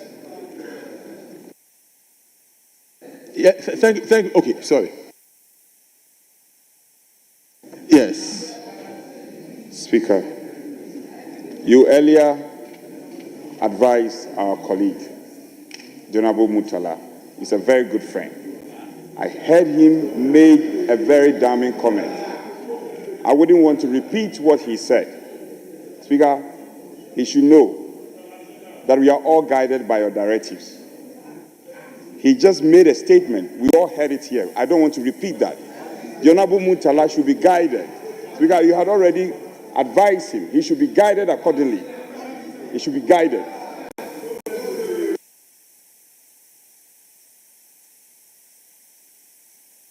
Person, I didn't hear anything. So, Mr. Speaker, he needs to tell me what I have said. I think that if he's feeling very bored and he wants to talk, repeat it. I challenge you to repeat it, else you are lying, and I put it to you. I challenge you to repeat what you think I said, else you are lying. Please. I challenge you to repeat it. Honorable Mutala, please put off your mind. Yes, Honorable John Darko, let's conclude. Thank you very much. Thank you very much, Mr. Speaker. Mr. Speaker, the JFM report clearly says that a government, if I may read, Mr. Speaker, with your permission, a government advisory team on mining mission to assess the impact of illegal mining, facing resistance in part of the western and central region as they immobilize and seize equipment. The operation aimed at curbing environmental destruction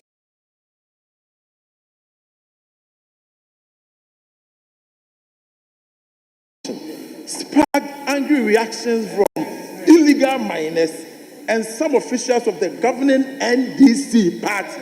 That is what happened. This is the FM report. Mr. Speaker, I also quote a report. Mr. Speaker, I also quote a report from Ghana Web, where the report clearly says that our Wind Traditional Council accuses NDC MP of ravaging Tano and Ria Forest with galamsey. NDC MPs engaging the president didn't find anywhere in his speech to condemn that. Mr. Speaker, the president also said, as part of his fight against galamsey, that he will establish framework that categorizes mining activities into small, medium, and large-scale operations. I was shocked to read that from the president. Because, Mr. Speaker, as we have it right now, the mining activities, they are divided into two: small scale and large scale. So when the president says he's now going to categorize them into small scale, medium scale, and large scale, what is he talking about? The miners, that by creating a medium scale mining, that is how he's going to find. Honorable John Dako, please wind up, please. Oh, Mr. Speaker, they've been taking my time. Mr. Speaker, I haven't done anything. Honorable member. I won't be fair because honorable members, I don't have time here. Is the honorable members? I don't have time here. Is the Mr. Speaker, during that era, dollar to 16 Ghana cedis. Now it has come to dollar to 15. Mr. Speaker, the T-bill or the Treasury bill at that time was about 29%. Now it's 20%. Mr. Speaker, therefore that tells how confidence Ghanaians have in President Mahama administration.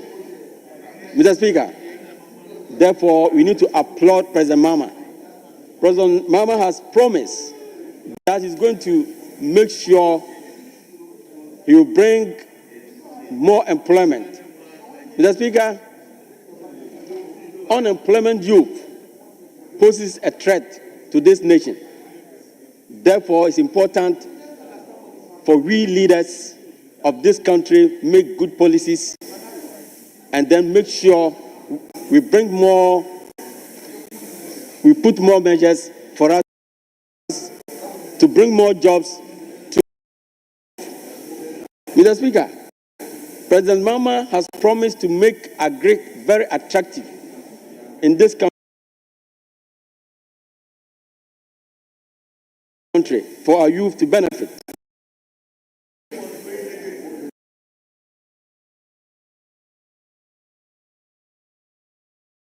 Mr. Speaker, President Mahama has promised that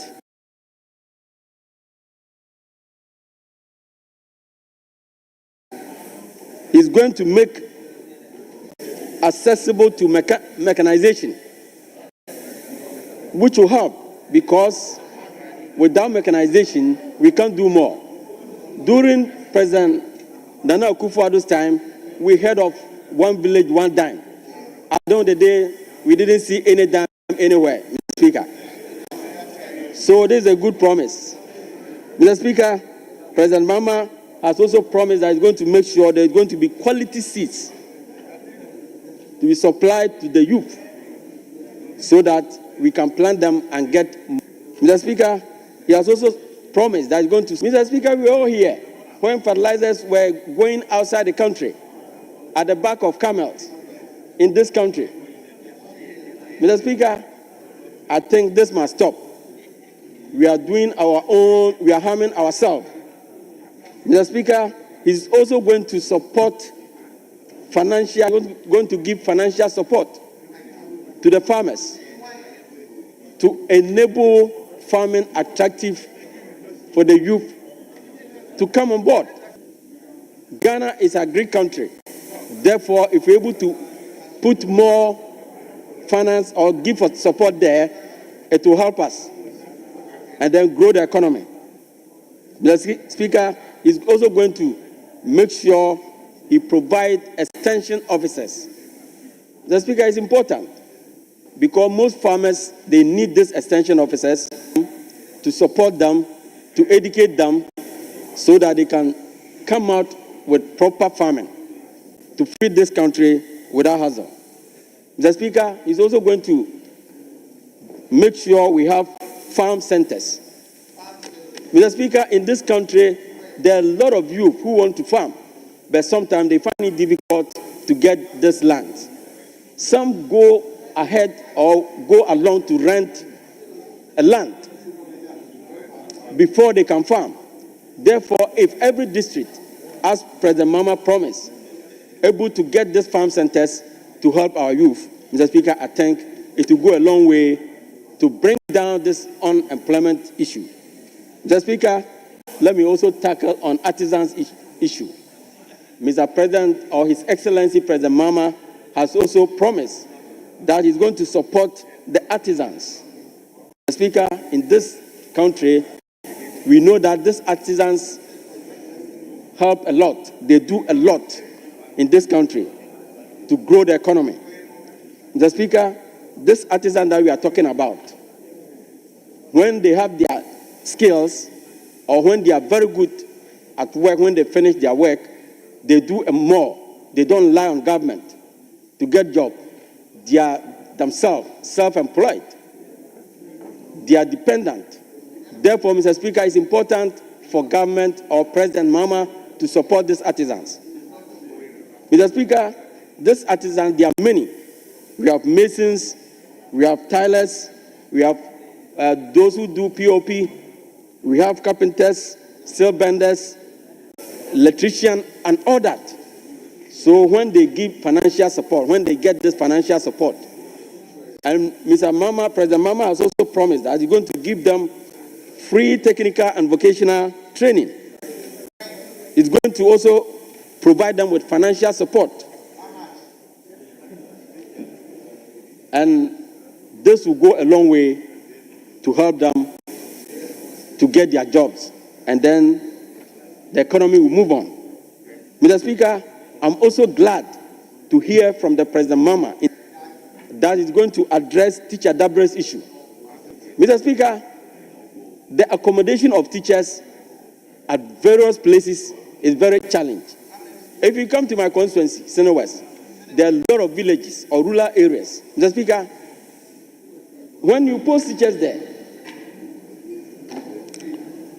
I'm just going to tell you to wind up. Mr. Speaker, in conclusion, or in winding up, these teachers find it difficult to get accommodation.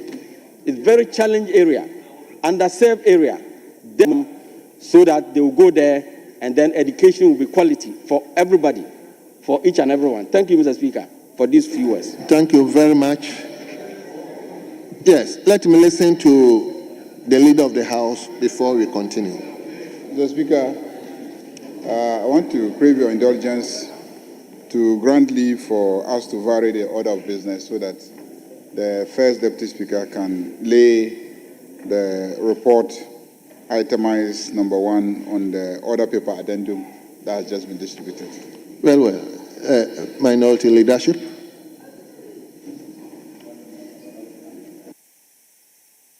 Speaker, the leader is seeking the leave of the House to vary order of business and to lay a paper. No problem. Honourable members, leave granted. First Deputy Speaker, you have the floor. 13th report of the Appointment Committee on His Excellency, the President's nomination for appointment as Deputy Ministers. Honourable members, the report has been duly laid. They are distributed to honourable members.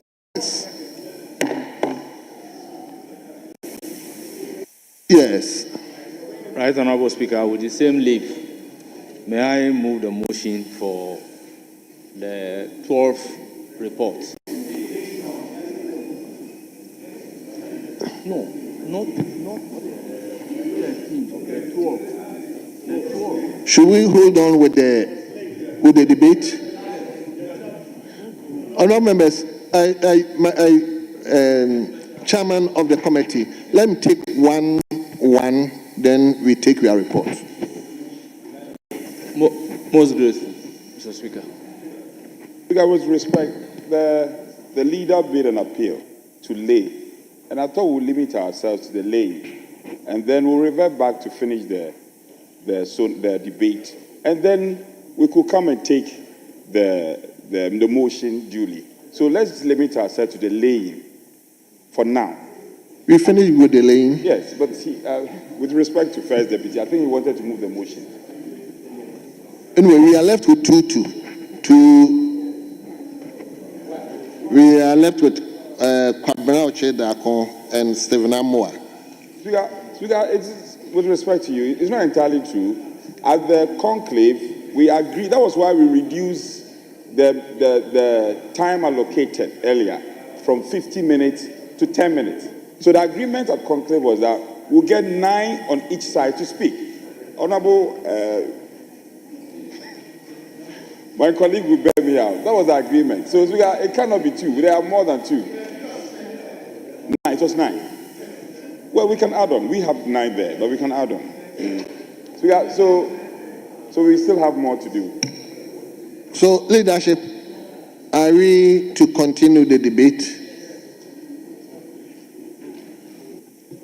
Right, Honorable Speaker. I believe today the debate will continue, and it may not end today. It will take us to Friday. So that is why I was with a view that if you could take the committee's report, then the rest of the period is for the debate, so that as many as we are able to take, then we take that particular number. We may even go beyond the 10 if the time will allow us. So, Minority Chief Whip, can I use my discretion to take 2 more from each side, then I take the report? So that, just to remind my leader that his backyard doesn't look too good. So he shouldn't look too confident because his backyard is not too strong. So let me now invite Honorable Kwabena Ochedako. So, Chairman of the Appointment Committee, please, I'll give you time. Let me take 2, then I'll come to you. Yes, Honorable Kwabena Ochedako. Thank you, Mr. Speaker, for this opportunity to add my voice to the state of the nation. Mr. Speaker, it's unfortunate that the report or the president's speech is not numbered, but it says that I, John Dramani Mahama, will fix the economic crisis confronting our country and reset it on a path of growth and prosperity. Mr. Speaker, as far as the record shows, when it comes to President John Dramani Mahama, we know that the facts do not speak to his efforts. Mr. Speaker, GDP growth rate during his time was 3.4. We did 6.4. Mr. Speaker, when you talk about gross public debt to GDP, it did 73%, whilst we did 72%. That shows the efficiency of the loans we have borrowed in generating or benefiting the economy. Mr. Speaker, when it comes to trade balance, we did a positive 5.9%, whilst President John Mahama in 2016 did a negative 1.8%. So clearly, the record of President Mahama shows that he just can't do this job. It is for this same reason that he tries to hide behind the sinking fund phenomenon. Mr. Speaker, the act supporting the sinking fund is not compulsory. If you take the Financial Management Act 2016 Act 921, it says in section 37(1) that the minister may create a sinking fund. So no minister is compelled under any circumstance to create and use a sinking fund.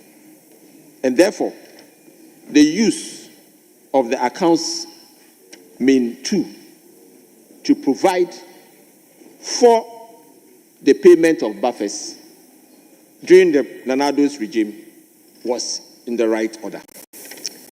Mr. Speaker, if you also take the president's speech on energy, he had made it categorically clear that there was a contract between ECG and Enclave Power.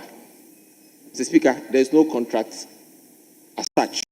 It is between VRA, rather, and Enclave Energy. And therefore, you cannot use that as a pilot to do more of such operations in the districts and in the communities. Mr. Speaker, one area that interested me was in the area about the petroleum sector, linking it to the city of Sekondi Takoradi and the Western region.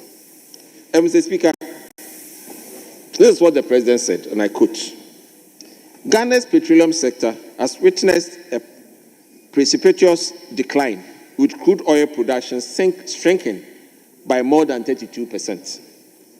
This has resulted from high opacity levels, a hostile business climate, and excessive political interference, culminating in most major oil companies exiting and stalling upstream activities. This is entirely wrong. Mr. Speaker, everybody knows that ever since the world started shifting towards the energy transition, the world has not been putting up the capital to finance investments in crude. And therefore, for the president to be alluding to excessive political interference in this area is just not correct and it's wrong. Mr. Speaker, the decline in upstream activities, the president continues. It's obvious to any person familiar with the Twin City of Sekondi Takoradi.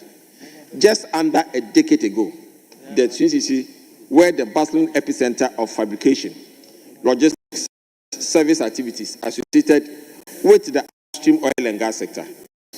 Unfortunately, my recent visit reveals major shutdown facilities and many businesses that have packed and left. Mr. President knows exactly that even the OECD countries were not putting up the money to finance these companies. Mr. Speaker, hundreds of workers have been laid off and left unemployed. I wish to assure the people of Sekondi Takoradi and indeed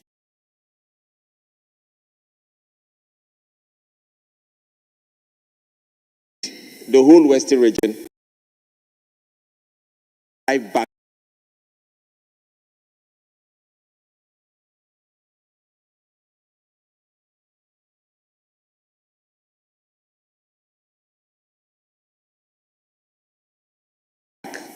into the area. Mr. Speaker, as for President John Mahama, we know him very well. He was the one that promised that 10% of the oil revenues. That never materialized.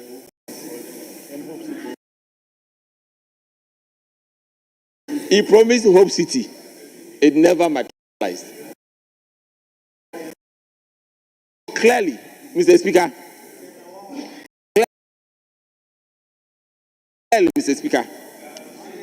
we know for a fact that President John Mahama would never deliver on this promise. Mr. Speaker, the whole NDC infrastructure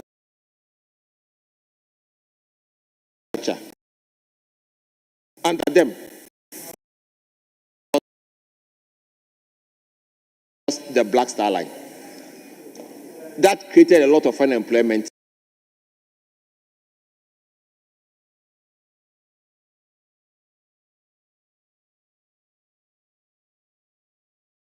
in the Western region. When we get to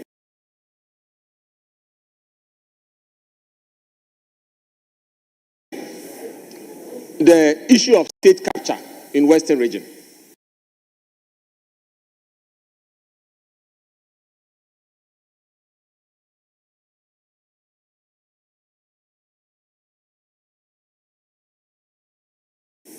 the GNTC that was operating in those days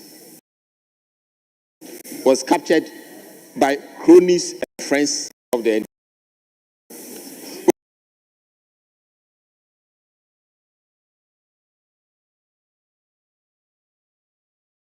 When you talk about the GMPC bakery at the Takoradi Hebo, it was also taken over by cronies of the NDC. If you talk about Bonsa ties, it collapsed under the NDC. Mr. Speaker, WVLC, Western Veneer and Lumber Company, was actually taken over not by friends and cronies, but family and friends. That company used to have more than 4,000 workers. Mr. Speaker, that is the reason why our economy has been having problems in the Sekenita area. Mr. Speaker, WAMCO, West Africa Mills, also suffered the same fate under President John Mahama. It collapsed until Nana Addo Dankwa Akufo-Addo came to the scene and resuscitated it, and now it is working. So, Mr. Speaker, when they talk about things that the President and the NPP did for the people of the Western region to sustain life and keep it afloat, there are so many of them. Mr. Speaker, you can talk about the Elubo Government Hospital that has been completed, the Nswayem Government Hospital that has been completed, the Bugosu Government Hospital that has been completed, the Mpoho Government Hospital, the New Takrade, the Accident and Traumas Center at Apmenim, Bukro Government Hospital, Mpoho Regional Hospital, and our Agenda 111 Bukro was completed. Yes, ours has been completed and commissioned. It has been completed and commissioned. And we have already selected the workers. Unfortunately, we are being given instructions not to post them. For the past 2 months, we've been given instructions not to post them. Mr. Speaker, if we did this project 2 weeks to election, and after 2 months, you cannot blame anybody for the hospital not being opened. So, Mr. Speaker, we know what we are doing in the Western region. Mr. Speaker, Nana Addo Dankwa Akufo-Addo gave Western region the largest naval base in this country at its level. Nana Addo Dankwa Akufo-Addo. Honorable member, please begin to. Oh, Mr. Speaker. Mr. Speaker, this state of the nation is uninspiring, especially when it comes to jobs for the youth. Mr. Speaker, it promises greenhouse agricultural jobs of 30,000, and Nkukon Ketenkete of 55,000, and then implementable businesses for young people of 2,000. Mr. Speaker, when you put up this figure, out of a population of 2 million unemployed youth, clearly these numbers are uninspiring. And very disappointing for the young people of this country. So they should up their game so that the young people of this country and stop so much. Thank you very much. Yeah.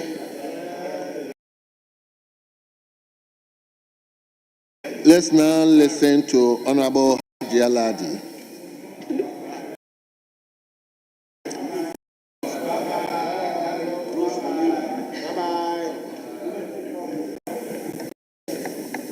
Thank you very much, Mr. Speaker, for the opportunity for me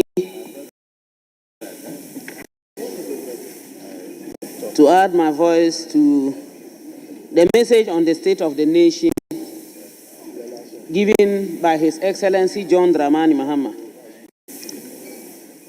We thank God, thank Almighty Allah for giving us the opportunity for power to change and for us, change hands, and for us to be seated here today comfortably and peacefully and debating. I wish to first of all thank His Excellency John Dramani Mahama for giving us the opportunity of having a woman as the Vice President. Women in Ghana and the whole world cannot thank him so much. It's a dream come true for most of us.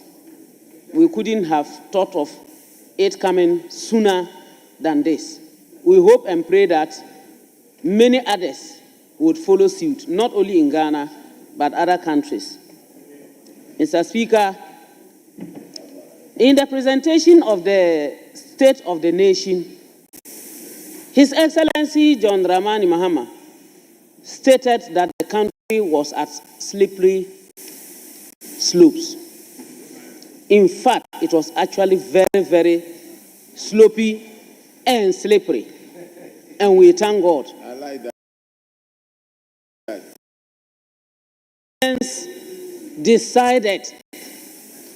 Decided to ensure that they will not let Ghana go down the drain. We are seated and arguing and talking about the issue that Ghana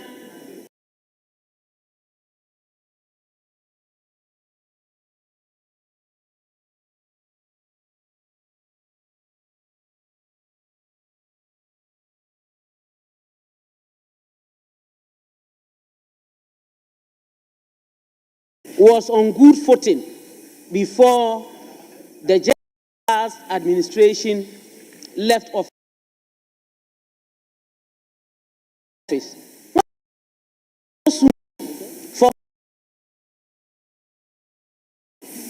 When plantain was carried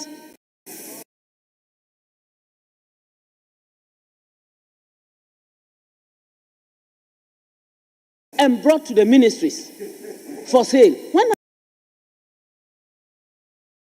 have we so soon forgotten? Ask them. I simply asked myself at that time, I didn't have the power to say anything or to do anything except to talk. But I just wondered, even in Accra, and for that matter, even around just the outskirts of Accra, let's take even Kaswa, did we expect them to come to the ministry to come and buy plantain because it was cheaper there, or because the minister had brought it there? It happened. It happened because of food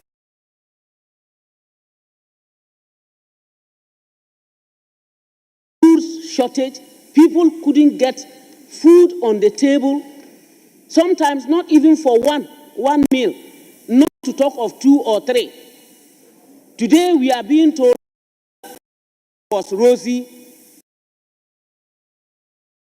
before the MPP left government. We will not forget so soon. We wouldn't forget. Don't let us also forget, when we talk about electrification,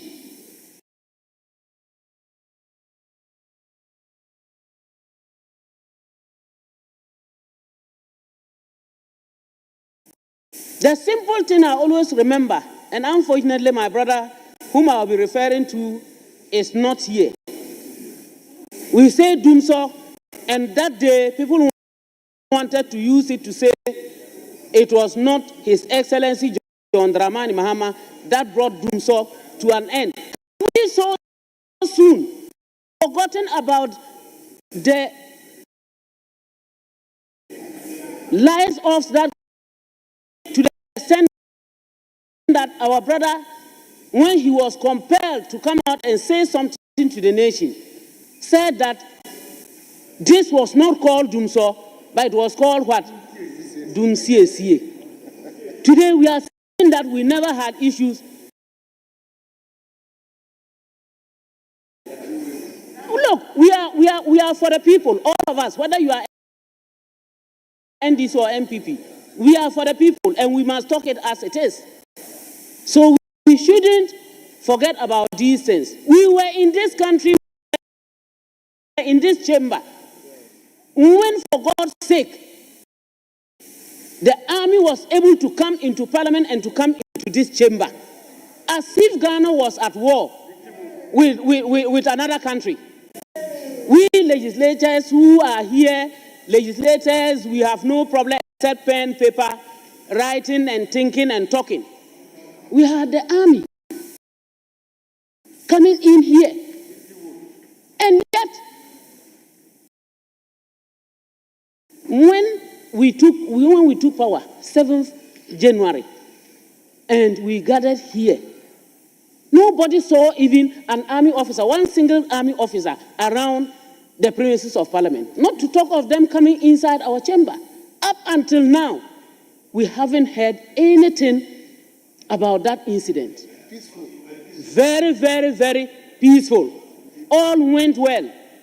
Look at the election of the Speaker and the two deputies. Very beautiful. Because that is the best way to go. That is the best way to go. We got the numbers because Ghanaians trust and believe that we can deliver. And inshallah, we shall deliver. It was in this same chamber what we have been crying against, what we have been talking against. It occurred in this chamber during the voting of the Speaker, snatching of ballot papers and chewing them. Which we normally cry against. We say, no, we don't want this to happen, we don't want that to happen. It happened here. We, the same people, the leaders, were here and it happened. I wouldn't want to mention the person's name because he's not here, but most of us here were around. What do we say about that? I won't give you the opportunity because when I give you that opportunity, you will let me laugh and then just sit down. No, I'm going to do it and then I will talk it as it is. Mr. Speaker,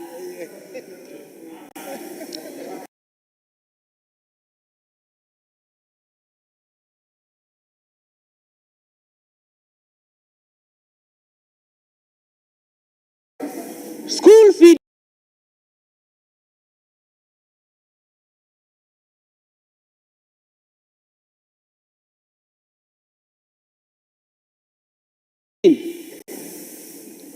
feeding it basically came to a stop. I won't talk of the secondary schools. It was a problem. They will not even come out, they dare not. The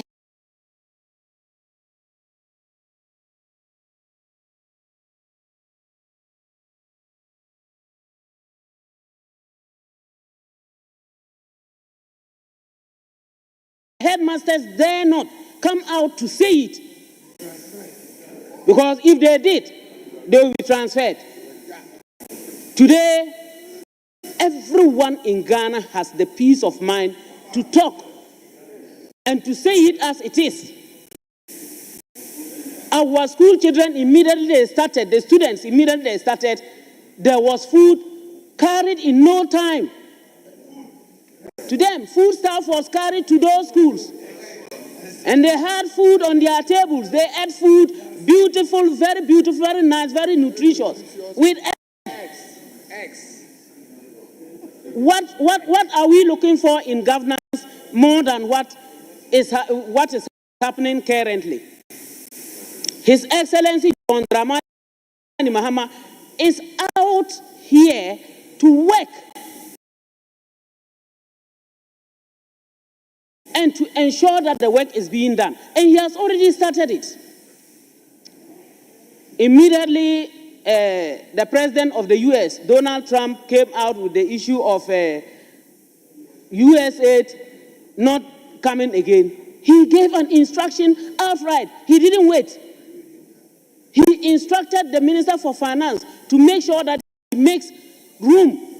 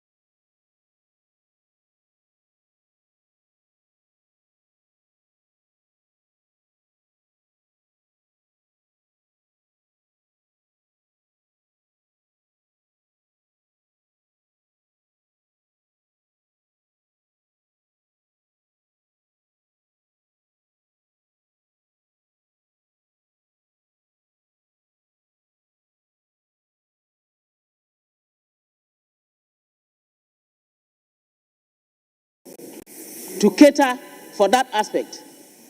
While we were at that, then deportation came. Deportation of our people.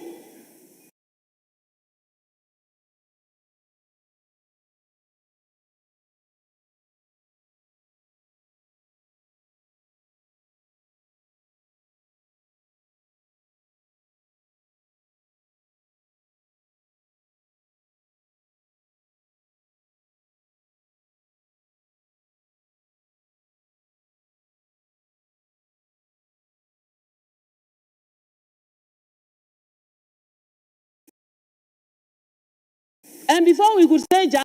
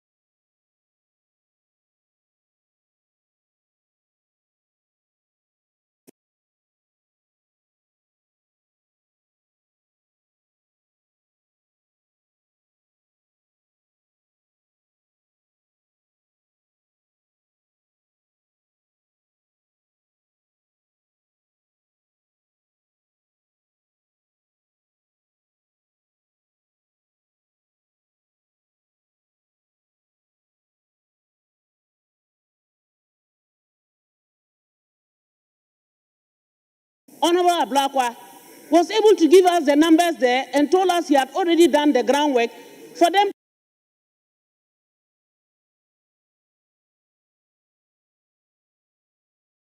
to be catered for so that they can come back home safely.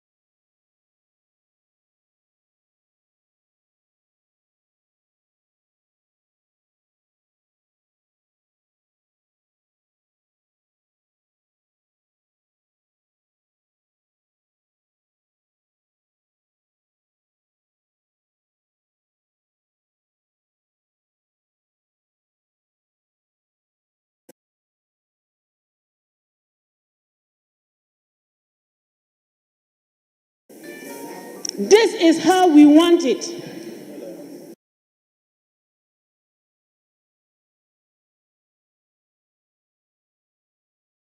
Honorable Ladi, begin to descend.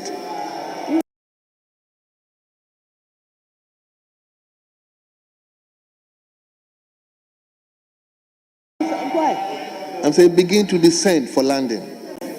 I have taken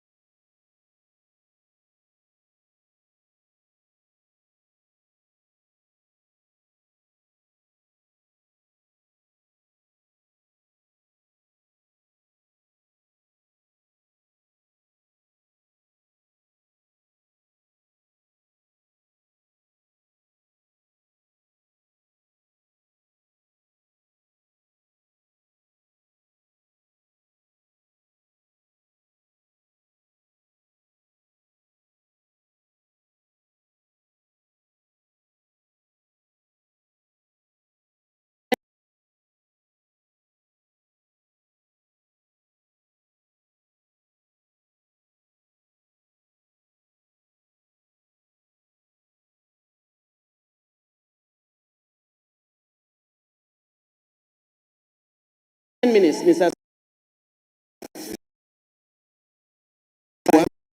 Mr. Speaker, while we were at that cholera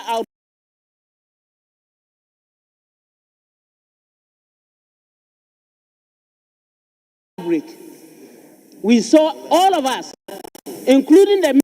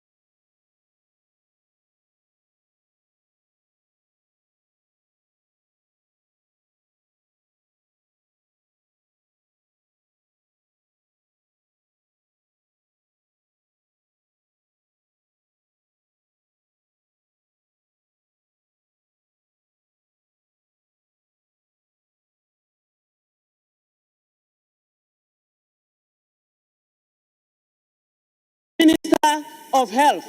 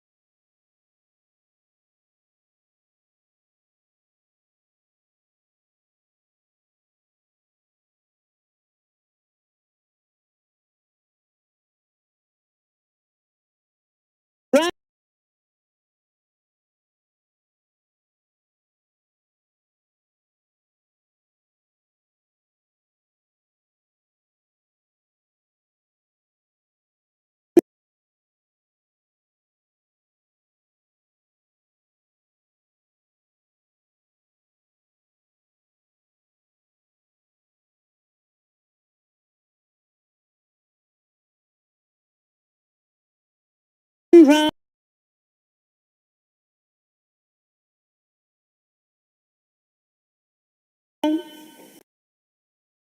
personnel, ensure there is medication at every place that was.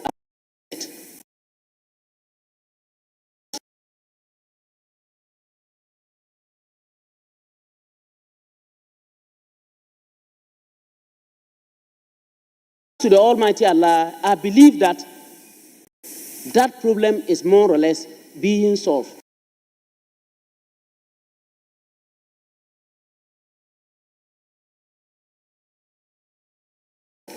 Then we had the issue of meningitis.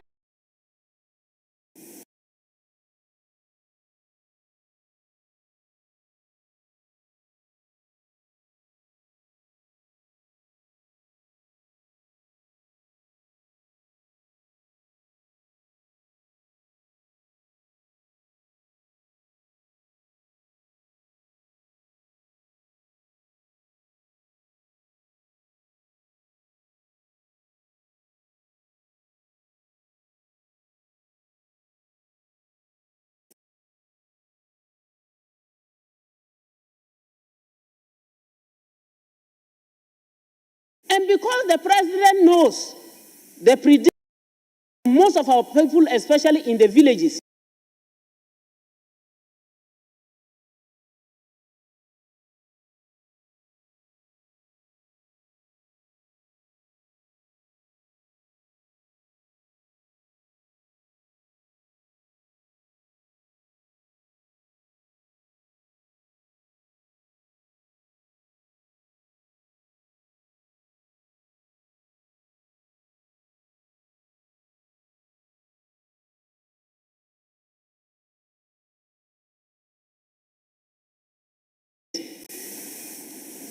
He asked that all places that were